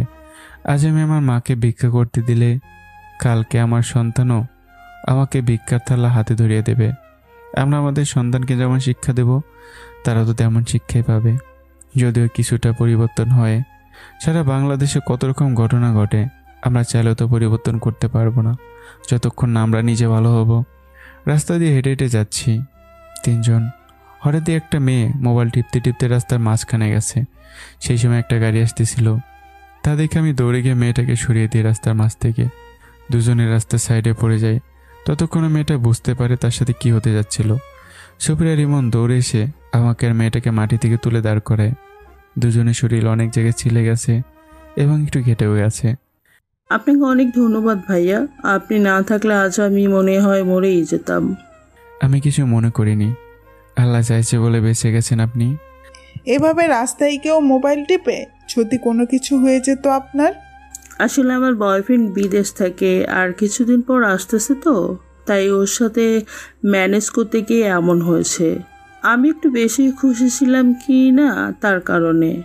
শোনেন, এইসব আজাইরা কাজ বাদ দেন। এখন মরে গেলে বা কোনো হলে আপনার বয়ফ্রেন্ড কি দেখতে আসতো নাকি? সরি ভাইয়া, আর এমন ভুল হবে না আমার। মেয়েটা চলে গেল। আমরা তিনজনে সুপ্রিয়ার গাড়ির কাছে আসলাম। তারপর সুপ্রিয়া নিজে গাড়ি ড্রাইভ করতে থাকলো। ইমনের বাসার কাছে আসলেই ইমনকে নামিয়ে দেয়। আর কোনো কথা না বলে সুপ্রিয়া আমাকে নিয়ে ওদের বাসায় চলে গেল। বাসায় ঢুকে দেখে সুপ্রিয়ার আব্বু আম্মু দুজনেই সোফাতে বসে আছে। সুপ্রিয়ার আব্বু একটু চোখটা সুপ্রিয়ার দিকে করলে আমাকে দেখেই চিনতে পারলো। আর আমি লজ্জায় ভয়ে মাথা নিচু করে রাখলাম। সুপ্রিয়া আমার হাত ধরে টেনে ওর আব্বুর কাছে নিয়ে গেল। এই হলো শামীম। আর শামীম, তুই তো আমার আব্বুকে চিনিস। আমি এই বদমাশটাকে খুব ভালো করে চিনি। আব্বু, তুমি কাকে বদমাইশ বলতেছ? আর ও তো আমাদের ক্লাসের টপার ছাত্র, এবং আমি দুজনেই স্কলারশিপ পেয়েছি। মামনি, তুমি হয়তো জানো না, এই এতিমের বাচ্চা ইমনকে নেশার জগতে নিয়ে গেছে, আর সে নিজেও একটা নেশাখোর ছেলে। আব্বু, তুমি কিন্তু ওকে অপমান করতেছো। ওকে জিজ্ঞেস কর কাল রাতে কোথায় ছিল আর ওকে কে মেরেছে। শামীম, বল তুই কালকে কোথায় ছিলি আর কে তোকে মেরেছে? আমি বাড়ি ছিলাম আর ইমনের বাবা আমাকে মেরেছে, কিন্তু আমি কোনো। এবার বুঝলি তো কেন তোকে এত অপমান করে কথা বলতেছি? শামীম, এসব কি সত্যি? সত্যি না হলে নিশ্চয়ই ওতে কিছু বলতো। আর ওকে এখানে কোনো নিয়ে এসেছে তুমি? আব্বু, আমরা দুজন দুজনকে ভীষণ ভালোবাসি, তাই নিয়ে এসেছি আমি ওকে। তোমার আম্মু সহ রান্না করে গিয়ে আমাদের দুজনের জন্য কিছু নিয়ে আসো, তো তখন দুজনে কথা বলি। সুপ্রিয়া খুশি মনে ওর আম্মুকে সাথে এনে রান্না করে গেল। কিন্তু সুপ্রিয়ার আম্মু বিষয়টা বুঝতে পারলো যে কোনো খারাপ কিছু হতে চলেছে। তবুও মন না চাইলেও রান্না করে চলে গেল। এই এতিমের বাচ্চা, তোর কি আছে? হ্যাঁ, কি আছে তোর? সামান্য পড়াশোনা ভালো পারিস বলে আমার মেয়েকে তোর ভালোবাসা ফাঁদে ফেলেছিস, ছোট লোকের বাচ্চা। এই জানিস আমার মেয়ের প্রতিদিনের হাত খরচ কত? আমার মেয়ে যেসব পোশাক পরে তার দাম কত? আমার মেয়ে যে গাড়িগুলো ব্যবহার করে তার দাম কত? তোর সাহস কি করে হয় আমার মেয়েকে ভালোবাসার? স্যার, আমি সুপ্রিয়াকে। এই কি বলবি তুই? এরাই তো বলবি সুপ্রিয়াকে তুই নিজের চেয়ে বেশি ভালোবাসিস আর সুপ্রিয়াকে সুখে রাখার জন্য সব করতে পারবি। এই তোর আসল উদ্দেশ্য হলো আমার এই ধন সম্পদের ওপর দেখছিস বড়লোকের বাবার একমাত্র মেয়ে, তাই তো? তোর চালে আমার মেয়েকে ফাঁসিয়েছিস এতিমের বাচ্চা। শোন, তোর নিজের যোগ্যতার কোনো মেয়েকে ভালোবাসিস, আর পারলে তোর মতো ছোট লোকের মেয়েকে বিয়ে করবি। স্যার, আপনি যা ভাবছেন বা বলছেন সব মিথ্যা। আমি তো আপনার মেয়েকে বন্ধু মনে করি, তাকে তো আমি ভালোবাসি না। যদি বন্ধু মনে করিস থাকিস তাহলে সুপ্রিয়ার জীবন থেকে সরে যাবি। আর শোন, আমি সুপ্রিয়ার বিয়ে ইমনের সাথে ঠিক করে রেখেছি। এখন সুপ্রিয়া এখানে আসলে আমি যা বলবো তুই তাতে হ্যাঁ উত্তর দিবি, বলে দিলাম। নাহলে ভার্সিটি তোকে বের করে দিতে আমার এক মুহূর্ত লাগবে না। ঠিক আছে, যা বলবেন তাই শুনবো। এর মাঝে সুপ্রিয়া আর ওর মা ট্রেতে করে নাস্তা নিয়ে আসে। সব কিছু আমাকে আর তার বাবার সামনে দিয়ে সুপ্রিয়ার মায়ের সাথে বসলো। মামনি, আমি জানি তুমি কোনো ভুল জিনিস কখনো পছন্দ করো না, কিন্তু তোমার জীবন সঙ্গে খুঁজতে গিয়ে ভুল মানুষকে খোঁজ করেছো। মানে? তুমি যাকে ভালোবাসো সে তোমার ভালোবাসার মাত্র 10 লক্ষ টাকায় আমার কাছে বিক্রি করে দিয়েছে। শামীম, আব্বু যা বলল তা কি সত্যি? আমি মাথা নেড়ে হ্যাঁ উত্তর দিলাম। সুপ্রিয়া সোফা থেকে উঠে এসে আমাকে ঠাস ঠাস করে থাপ্পড় মেরে দিল। সুপ্রিয়া এবার আমার শার্টের কলার ধরে, কথায় আছে ছোট লোকদের গাছ তলা থেকে তুলে আনতে নেই, একসময় তারাই তোমার পেটে ছুরি ঢুকিয়ে দেবে। আজকে তুই প্রমাণ করে দিলি ছোট লোকের বাচ্চা কখনো ভালো হয় না। তোকে তো পাগলের মতো ভালোবাসি আমি। আরে তোর সাথে আমার বিয়ে হলে এই সমস্ত কিছুর মালিক তুই হয়ে যেতি। সামান্য 10 লক্ষ টাকার কাছে আজ আমাকে বিক্রি করে দিলি। তোকে বিয়ে করলে তো অন্য মানুষের কাছেও বিক্রি করতে 2 বার ভাবতি না এতিমের বাচ্চা। তোর যদি টাকার এত প্রয়োজন আমাকে বলতি, আমি তোকে দিতাম। কেন আমার স্বপ্ন নষ্ট করে দিলি? তোর জীবনে যে আসবে সে তোকে সুখে থাকতে দিবে, এই বলে দিলাম। কাউকে কাঁদিয়ে কখনো কেউ সুখী হতে পারে না। একদিন আমার মতো করে তোকেও কাঁদতে হবে। সামান্য ভালোবাসা পাবার জন্য তোকে অনেক কষ্ট করতে হবে। আমার ভালোবাসা যদি সত্যি হয়ে থাকে তাহলে তোর জীবনে এমন কিছুই হবে বলে দিলাম। আর তুই এক্ষুনি আমার বাসা থেকে চলে যা। আমি শুধু অবাক চোখে সুপ্রিয়ার দিকে তাকিয়েছিলাম, তার বলা কথাগুলো শুনতেছিলাম। সুপ্রিয়া কি একবারের জন্য ভাবলো না যে আমি এমন মানুষ না, আমি নিজেকে কোরবানি দিয়ে দেব, তবুও সামান্য টাকার কাছে কারো পবিত্র ভালোবাসাকে আমি বিক্রি করে দেব না। আমি তো ভালোবাসার কাঙ্গাল, টাকার না। এটা সুপ্রিয়া বোঝে না। আজ শেষে সুপ্রিয়া আমাকে এভাবে ইতিমের বাচ্চা বলল। হায় রে দুনিয়ার মানুষ, তোরা কতই না রং বদলাতে পারিস। আমি একবার সুপ্রিয়ার দিকে আরেকবার সুপ্রিয়ার আব্বুর দিকে তাকাই। সুপ্রিয়ার চোখে ভালোবাসা হারানোর পানি, আর তার আব্বুর চোখে বিজয়ের হাসি। আমি মাথা নিচু করে সেখান থেকে চলে যাই। আমি চলে যাওয়ার পর সুপ্রিয়া দৌড়ে তার নিজের রুমে গিয়ে বিছানায় শুয়ে কান্না করতে থাকে। সুপ্রিয়ার পেছন পেছন শুধু আব্বু আম্মু যায়। আমি বুঝি মামনি, তোমার খুব কষ্ট হচ্ছে, কিন্তু কি করবে বলো? সে তোমাকে না, তোমার টাকাকে ভালোবেসেছে, আল্লাহ বাঁচিয়ে দিয়েছে তোমাকে মামনি। যদি তোমার বিয়ের পর এমন হতো, এসব এতিম ছোট লোক বাচ্চার জন্য তুমি কেন চোখের জল ফেলবে? শোনো মামনি, এমন অনেক ভালো ছেলে তোমাকে অনেক সুখে রাখবে, আর তুমি মনকে বিয়ে করে নাও। না আব্বু, আমি আর কাউকে ভালোবাসতে চাই না, কারোর সাথে নিজের জীবন চড়াতে চাই না। আব্বু, নিজের করা ভুলের জন্য কান্না করতেছি। তোমরা প্লিজ রুম থেকে চলে যাও, আমাকে একা থাকতে দাও। সুপ্রিয়ার আব্বু আম্মু রুম থেকে চলে গেল, আর সুপ্রিয়া সেখানে কান্না করতে থাকে। সুপ্রিয়ার আব্বু আম্মু রুম থেকে চলে যায়, আর সুপ্রিয়া সেখানে কান্না করতে থাকে। এদিকে আমি বাসায় এসে ঝর্ণার নিচেকে হাওয়া করে কান্না করতে থাকলাম। আমি যে সুপ্রিয়াকে পছন্দ করি, যে মেয়ে আমার সব দিকে খেয়াল রাখতে পারে, আমাকে সুখ দিতে পারে, আমাকে ভালোবাসি ভালোবাসি বলতে পারে, সেই মেয়েকে আমি বা কেমন করে ভুলে যাব? একদিকে বন্ধুত্ব, অন্যদিকে ভালোবাসা, তার উপর আবার ভালোবাসার মানুষটাকে ভুল বোঝা। আমি তো চেয়েছিলাম এভাবে সুপ্রিয়া আমাকে ভালোবাসুক, কিন্তু হারানোর ভয়তে সুপ্রিয়াকে বলতে পারিনি। আর আজ সত্যি সত্যি সুপ্রিয়া আমার জীবন থেকে আলাদা হয়ে গেল। আমার মনে হচ্ছে আমার দেহ থেকে প্রাণটা এই বুঝে উড়ে গেল। যে মেয়ে সব কিছু ভুলে আমাকে ভালোবাসতে পারে, সেই মেয়েকে ভালো না বেসে থাকা যায়। কিন্তু আমি তো জানি আমার সাথে কোনো দিক দিয়ে সুপ্রিয়া যায় না, তাই তো আমি চাইলেও ভালোবাসে বলতে পারিনি। আর সুপ্রিয়ার বাবার কথাটাও মেনে নিয়েছি। আমি বাথরুম থেকে বের হয়ে সুপ্রিয়ার দেওয়া সমস্ত কিছু সেখানে রেখে আমার আগের সব পোশাক পরে আমার ব্যাগে ভরে সব কিছু আমি দারোয়ানকে এই ফ্ল্যাটের চাবি দিয়ে আবারও ওই গ্যারেজে চলে গেলাম। আমি আবারও গ্যারেজে চলে আসায় সবাই অবাক আর অনেক খুশি হলো এবং আমাকে সাদরে গ্রহণ করে নিল। অন্যদিকে রিমিয়া সরাসরি রাজের বাসায় চলে এসেছে। আর আজ রাজের কাছে জানতেই হবে রাজ রিমিকে বিয়ে করবে কিনা। রিমিকে বাসায় দেখে রাজের বাবা চমকে গেল। রিমি কাউকে কিছু না বলে রাজের রুমে ঢুকলো। রুমে ঢুকে দেখেই রাজ ড্রিঙ্ক করতেছে আর রাজ রিমিকে তার বাসায় দেখে ভয় পেয়ে গেল। তুমি এখানে এই অসময়ে? কেন, অন্য কেউ আসার কথা নাকি এখানে? তা হতে যাবে কেন? তুমি তো কোনোদিন আমাদের বাসায় আসো না, তাই আর কি। চলো, আজকে আমরা বিয়ে করব। তোমার সাথে আমার সম্পর্কের কথা প্রায় সবাই জেনে গেছে, শুধু আমার আপু ছাড়া। আর আমার চোখে তুমি তার পছন্দ না। রাজ পড়ে গেল মহা ঝামেলাতে। এখন এই রিমিকে কি করে বোঝাবে আর সুপ্রিয়াকে কি করে আপন করে নেবে। ঠিক সেই সময় রাজের মাথায় একটা খারাপ বুদ্ধি আসে এবং সাথে সাথে রিমিকে জড়িয়ে ধরে বিছানায় ফেলে দেয় আর রিমিকে জড়িয়ে ধরে ওর গালে মুখে কিস করতে থাকে।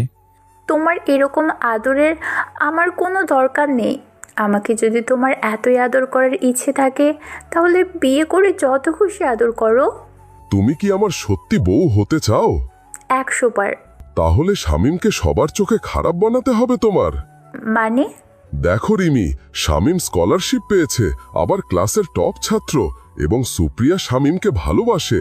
তাতে তোমার কি সমস্যা? ইমন তো আমার বন্ধু হয়, ইমন সুপ্রিয়াকে ভালোবাসে, কিন্তু এই শামীমের কারণে ইমন আজ নেশা করে, পড়াশোনা করে না। শুধুমাত্র সুপ্রিয়ার জন্য ইমন শামীমের সাথে থাকে। আমাকে কি করতে হবে? কানটা দাও। এসব করার পর আমাকে বিয়ে করবে তো? 100 বার না, 1000 বার বিয়ে করব সোনা। ইমনের বিয়ে সুপ্রিয়ার সাথে হলে তোমার আর আমার বিয়ে কে আটকায়? রিমিকে আর কোনো কথা বলতে না দিয়েই দুজনে অবৈধ মেলামেশায় লিপ্ত হয়ে যায়। আর মনে মনে অনেক খুশি হয় রাজ, কারণ তার প্ল্যান সাকসেস হতে চলেছে এবং সুপ্রিয়া তার হতে চলেছে। আর বিনা টাকায় ওই ওসির মেয়েকে সব দিক থেকে ব্যবহারও করতে পারতেছে। এদিকে রিমির সাথে রাত কাটানোর পরে রাজ রিমিকে তার বাসার সামনে নামিয়ে দিয়ে নিজে ভার্সিটি চলে যায়। ভার্সিটি গিয়ে দেখে আমি আর ইমন কেউ আসিনি। সেই সুযোগ বুঝে সে সুপ্রিয়ার কাছে যায়। কেমন আছো সুপ্রিয়া? ভালো। সেই ছোট থেকে তোমার সাথে পড়াশোনা করা, বেড়ে ওঠা, আর আজ সেই তুমি আমাকে দেখে মুখ ঘোরাও। আগে অনেক ভালো ছিলি, যখন থেকে তোর বাপ এমপি হয়েছে তখন থেকে তোর অধপতন শুরু হয়েছে। বিশ্বাস করো সুপ্রিয়া, তোমার একটু ভালোবাসা পেলে আমি ভালো হয়ে যাব। তোমার ভালোবাসা দিয়ে আমাকে তোমার মনের মতো করে নাও না। তোর মতো বদমাইশকে ভালোবাসবো আমি? তুই কতগুলো মেয়ের জীবন নষ্ট করেছিস তা কি তুই জানিস? আজ এই তোদের মতো ছেলের কারণে মেয়েরা নিরাপদ পায় না। শোন, ভদ্রভাবে বলতেছি, আমার কাছ থেকে চলে যা, তা না হলে বুঝতেই তো পেরেছিস। ও, শামীমের মতো এতিম ছোট লোককে ভালোবাসা যায় আর আমাকে যায়? তুমি শুধু একবার আমার হও, আমি জীবনে আর অন্য কোনো মেয়ের সাথে কিছু করব না। রাজে কথাগুলো বলেই সুপ্রিয়াকে জড়িয়ে ধরতে গেলে ঠাস করে রাজের গায়ে থাপ্পড় মেরে দেয় সুপ্রিয়া। এমনিতেই সুপ্রিয়ার মন ভালো নেই, আর রাজ এসে কি না কি শুরু করে দিয়েছে। রাজ থাপ্পড় খেয়ে অনেক রাগীভাবে সুপ্রিয়ার দিকে তাকিয়ে আছে। একটাতে কাজ হয়েছে নাকি আরো দিতে হবে? কাজটা ভালো করলি না সুপ্রিয়া, এর জন্য তোমাকে চরম মূল্য দিতে হবে। আর আমি যা বলি তাই করে ছাড়ি। তোমাকে বিয়ে করতে চেয়েছিলাম, কিন্তু তোমাকে আমি আমার বিছানায় নিয়ে যাব, এটা মাথায় রেখো। সময়টা শুধু আসতে দাও আমার, বুঝলে? আরে চাচা, জানা আছে কি করবি তুই। রাজ রাগ করে সেখান থেকে চলে গেল। তবে রাজ যে সুপ্রিয়ার বড় কোনো ক্ষতি করতে পারে তা রাজের কথা শুনে বুঝে গেল। আজ 1 সপ্তাহ ধরে আমি ভার্সিটি যাই না। এমন তো 1 সপ্তাহ সুপ্রিয়ার পিছনে আটার মতো লেগে আছে। একবার ভালোবাসার কথা বলে তো একবার আমার কথা জিজ্ঞাসা করে। সুপ্রিয়া এখন ইমনের ভালোবাসার কথা সহ্য করতে পারে না, আবার আমার কথা শুনলেও তার গা জ্বলে। সুপ্রিয়া জানে ইমন তাকে ভালোবাসে, কিন্তু সুপ্রিয়া তো মনটা আমাকেই দিয়ে দিয়েছিল, আর সে আমি কিনা তার ভালোবাসায় সামান্য কয়টা টাকার কাছে বিক্রি করে দিলাম, এসবই সে ভাবে। এইদিকে আমি তো লজ্জায় ভার্সিটি যাই না, সারাদিন শুধু রিক্সা চালিয়ে রাতে এসে পড়াশোনা করি। আমি আগের চেয়ে এখন একেবারে কম কথা বলি। আজ 1 সপ্তাহ পর আমি আজ ভার্সিটি গেলাম, গিয়ে দেখি ইমন সুপ্রিয়ার সাথে কথা বলতেছে। তাই আমি একটু এগিয়ে গেলাম, তবে আড়ালে থাকলাম। দেখ ইমন, তুই যা ভাবিস আর আমাকে যা বলতেছিস তা আমি পারবো না। কেন পারবি না তুই? আমি তোকে বন্ধুর নজরে দেখি, সেটা বুঝিস না কেন? বন্ধু থেকে কি প্রেমিক প্রেমিকা হওয়া যায় না? আমি তোকে ভালোবাসতে পারবো না। কেন পারবি না? আমি তোর জন্য অন্য কোনো মেয়ে বন্ধু বানাই নাই। তোর জন্য শুধু তোর জন্য হাজারো মেয়ের প্রপোজ আমি রিজেক্ট করে দিছি। একটাবার কি বুঝলি না কেন তোর পিছনে পড়ে থাকি আমি? কেন আমি তোর ভালোবাসা পেতে পারি না? তা নয় ইমন, তুই বুঝবি না। আমি গেলাম ক্লাসে, মন চাইলে আসতে পারিস। সুপ্রিয়া এমনকে আর কোনো কথা না বলে ক্লাসে চলে গেল। এমন সেখানে বসে থাকলো আর আমি এমনের কাছে এগিয়ে গেলাম। কিরে, এভাবে মন খারাপ করে বসে আছিস কেন? আমাকে দেখি এমন অবাক হয়ে গেল, কারণ আমি সে আগের শামীম হয়ে গেছি। আমার পোশাক থেকে শুরু করে চুল সব কিছু একেবারে এলোমেলো। তার আগে বল, তোর এমন অবস্থা কেন? এসব থাক, এখন বল কি হয়েছে তোর? সুপ্রিয়া আমাকে ভালোবাসে না রে। এত করে বলতেছি তবুও বুঝলো না। ভাই তুই আমাকে সাহায্য কর প্লিজ, আমি সুপ্রিয়াকে ছাড়া বাঁচবো না রে। শোন, আমি সুপ্রিয়াকে আজকে তোর মনের কথা বলে দেব, তুই চিন্তা করিস না। আমি একটু লাইব্রেরি রুমে গেলাম, একটু পর আসতেছি। আমি ইমনকে কোনো কিছু বলতে দিলাম না। আমি জানি যদি ইমনের সাথে থাকি তাহলে ইমন আমাকে নানা রকম প্রশ্ন করবে। তাই তো আমি মিথ্যা কথা বলে লাইব্রেরি গেলাম। ইমন ক্লাসে যাওয়ার সময় লক্ষ্য করলো রাজা রিমিকে নিয়ে কি যেন কথা বলতেছে, আর আজ রাতে কি যেন। ইমন আর সেদিকে খেয়াল না করে ক্লাসে গেল। ইমনকে ক্লাসে যাওয়া দেখে রাজ বিজয়ের হাসি দিল আর রিমিকে লাইব্রেরি রুমে যেতে বলল, আর কাজ যেন ঠিক মতো করে। রিমিকে পাঠিয়ে দিয়ে রাজ ক্লাসে চলে গেল। ক্লাসে ঢুকেই সুপ্রিয়ার দিকে তাকিয়ে শয়তানে হাসি দিল, যার মানে সুপ্রিয়া বুঝলো। রিমি লাইব্রেরি গিয়ে দেখে আমি এদিকে বসে মাথা নিচু করে আছি। রিমি সুযোগ বুঝে লাইব্রেরি রুমে দরজা বন্ধ করে দিল, তারপর আমার কাছে আসলো। আপনি এখানে আমার কাছে কেন? তোমাকে আমি অনেক ভালোবাসি শামীম। এই আপনি সব কি বলতেছেন? আচ্ছা শুনুন, আমি ক্লাসে যাব। যেতে তো দিব না, আগে আমার ভালোবাসা গ্রহণ করবে, তারপর তোমাকে যেতে দিব আমি। আপনার কি মাথা ঠিক আছে? কি সব বলতেছেন আপনি? মাথাও ঠিক, সব কিছু ঠিক আছে, এখন শুধু দেখতে থাকো। আমি কোনো কিছু আর দেখতে চাচ্ছি না, সরে যান তো। এ বলে ধাক্কা দিয়ে রিমিকে ফেলে দিলাম। রিমি মেঝেতে পড়ে যাওয়ার সাথে সাথে চিৎকার দিল, বাঁচা বাঁচা বলে। আর রিমি তার গায়ের কাপড়গুলো ছিঁড়া শুরু করে দিল। আমি রিমির চিৎকার শুনে তার কাছে এগিয়ে গেলাম। আপনি এমন চিৎকার করতেছেন কেন? মানুষ শুনলে কি বলবে একবার ভেবে দেখেছেন? দেখুন, আপনি দয়া করে চিৎকার করবেন না। আমার কথা শুনে রিমি এবার তার ঠোঁটে লিপস্টিক ছড়িয়ে দিল এবং একটু মুচকে হাসলো। তারপর আমাকে জড়িয়ে ধরে মেঝেতে উল্টো করে ফেলে দিল। আমি যেন আকাশ থেকে পড়তেছি, আর আমি যেন নিজের মাঝেই নেই। কি হচ্ছে আমি বুঝতেই পারতেছি না। এর মাঝে আবারও রিমি চিৎকার করা শুরু করলো। এমনভাবে চিৎকার করতেছে মনে হচ্ছে কোনো গলাকাটা মুরগি নিজেকে বাঁচানোর জন্য চিৎকার করতেছে। এমন চিৎকার শুনে একে একে সবাই লাইব্রেরি রুমের দরজার কাছে এসছে। সবাই দেখতেছে দরজা বন্ধ করা, তাই দরজা ভেঙে ফেললো সব ছাত্ররা মিলে। ভেতরে সবাই ঢুকে দেখে আমি রিমিকে দর্শন করার চেষ্টা করতেছি। রিমির মাথার চুল জামা ছেঁড়া এলোমেলো, আর আমি রিমিকে ধরে আছি। এক একে সব ছাত্রছাত্রী, শিক্ষক, ইমন, রাজ, সুপ্রিয়া সবাই ঢুকলো লাইব্রেরি রুমে। সি শামীম, তুমি এতটা খারাপ? তোমার ভালো মানুষের আড়ালে এতটা খারাপ কিছু? স্যার বিশ্বাস করেন, আমি কিছু করিনি। কি করেছো আর কি করো নাই তা তো নিজের চোখেই দেখতে পেলাম। স্যার, আমি লাইব্রেরিতে একটা বই নেওয়ার জন্য এসে দেখি শামীম এখানে নেশা করতেছে। আমি শামীমকে বাধা দিতে গেলে তখন আমাকে থাপ্পড় মারে, আর যখন প্রিন্সিপাল স্যারের কাছে বিচার দিতে যাব তখনই আমার সাথে। এই প্রিন্সিপাল স্যার কি এখানে আসবে? হ্যাঁ স্যার, সাথে ম্যানেজিং কমিটির সদস্যরাও আসবে স্যার। সবাই আমার দিকে কেমন করে যেন তাকিয়ে আছে। কারো যেন কোনো কিছু বিশ্বাস হচ্ছে না যে আমি এমন কাজ করতে পারি। রাস্তা মহা খুশি। সুপ্রিয়া তো পারে না যেন আমাকে এখানে মেরে ফেলে। এমন কি যেন ভাবতেছে যে কি হতে পারে। এমনের মাথায় কিছুই ঢুকতেছে না। কিছুক্ষণের মধ্যে প্রিন্সিপাল স্যার ম্যানেজিং কমিটির সদস্য মানে ইমন, রাজ, সুপ্রিয়ার বাবা সবাই এসেছে। তখন তারা রিমিকে জিজ্ঞাসা করলো কি হয়েছে। রিমি সব কিছু কত সুন্দর করে মিথ্যা গুছিয়ে বলে দিল। আর আমার ব্যাগ থেকে নেশা জাতীয় দ্রব্যও পেল। ইমন এবার বুঝতে পারলো এসব কিছু তো তখন সে রাজ আর রিমির হাতে দেখেছে, কিন্তু কেউ কোনো কথা বলতে পারতেছে না, এমনকি ইমন পর্যন্ত। আমি যেহেতু স্কলারশিপও পেয়েছি, আবার রিমিও বলতেছে এবারের মতো ক্ষমা করে দেওয়া হোক, তাই আমাকে আর কেউ কিছু বলল না।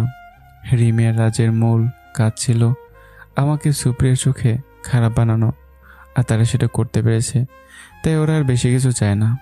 একে একে সব শিক্ষক, ইমন, রাজ, সুপ্রিয়ার বাবা সবাই চলে গেল। তখনই সুপ্রিয়া এসে আমাকে ঠাস ঠাস করে থাপ্পড় বসিয়ে দিল।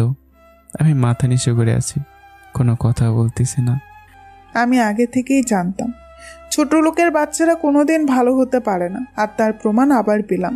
তোকে অনেক ভালো মনে করেছিলাম, আর সেই তুই কিনা ছি। সুপ্রিয়া থাম প্লিজ, এমন করে বলিস না ওকে। তুই বলতি না আমাকে কেন এত বেশি শামিম শামিম করতাম? তাহলে শোন, আমি এই এতিমের বাচ্চাকে ভালোবাসতাম, তাই তো তোর ভালোবাসা বুঝতে পারি নাই। এক মুহূর্তের জন্য সবাই নীরব হয়ে গেল। এদিকে সুপ্রিয়ার মুখে এমন কথা শুনে নিজেকে খুব ছোট আর খারাপ ভাবতে লাগলো রিমি। এমন যেন নিজের কানকে বিশ্বাস করতে পারতেছে না। এটা কি বললো সুপ্রিয়া? দেখ, তোর কথা ভুল হচ্ছে শামিম, এমন কাজ করে নাই, আমি নিজেই। তুই চুপ থাক ইমন, আর কোনো কথা বলিস না। এই ছোট লোকের বাচ্চা আমার ভালোবাসা 10 লক্ষ টাকার কাছে বিক্রি করে দিয়েছে। তুই যদি আমাকে ভালোবেসে থাকিস তাহলে অসংখ্য বাদ দিবি। আমি গেলাম। সুপ্রিয়া এসব বলেই চলে যেতে থাকলো, আর সবাই যেন অবাকের উপর অবাক হতে থাকলো। I love you Supriya. এবার যেন সবাই আরও চরম অবাক্যের সীমায় পৌঁছে গেল। যে ছেলে একটু আগে রিমিকে দর্শন করতে চেয়েছিল, আজ সেই ছেলে কিনা আবারও সুপ্রিয়াকে প্রপোজ করে বসলো। আমার এমন কথা শুনে সুপ্রিয়া যেতে পারলো না, সাথে সাথে পেছনে ঘুরে আমার দিকে তাকালো। আমি একটা ডায়েরি হাতে নিয়ে ডায়েরির দিকে মুখ করে আছি। আর এরপর যা ঘটে গেল তা তো আপনারা ভাবতেই পারবেন না। তো আপনারা গেস করুন কি হতে পারে। আর যা হয়েছে এটা এর পর্বে সবগুলো পর্ব একসাথে করে A to Z দেওয়া হবে, তখনই বুঝে নেন। তো বন্ধুরা, গল্পটি কেমন হয়েছে অবশ্যই কমেন্ট করবেন।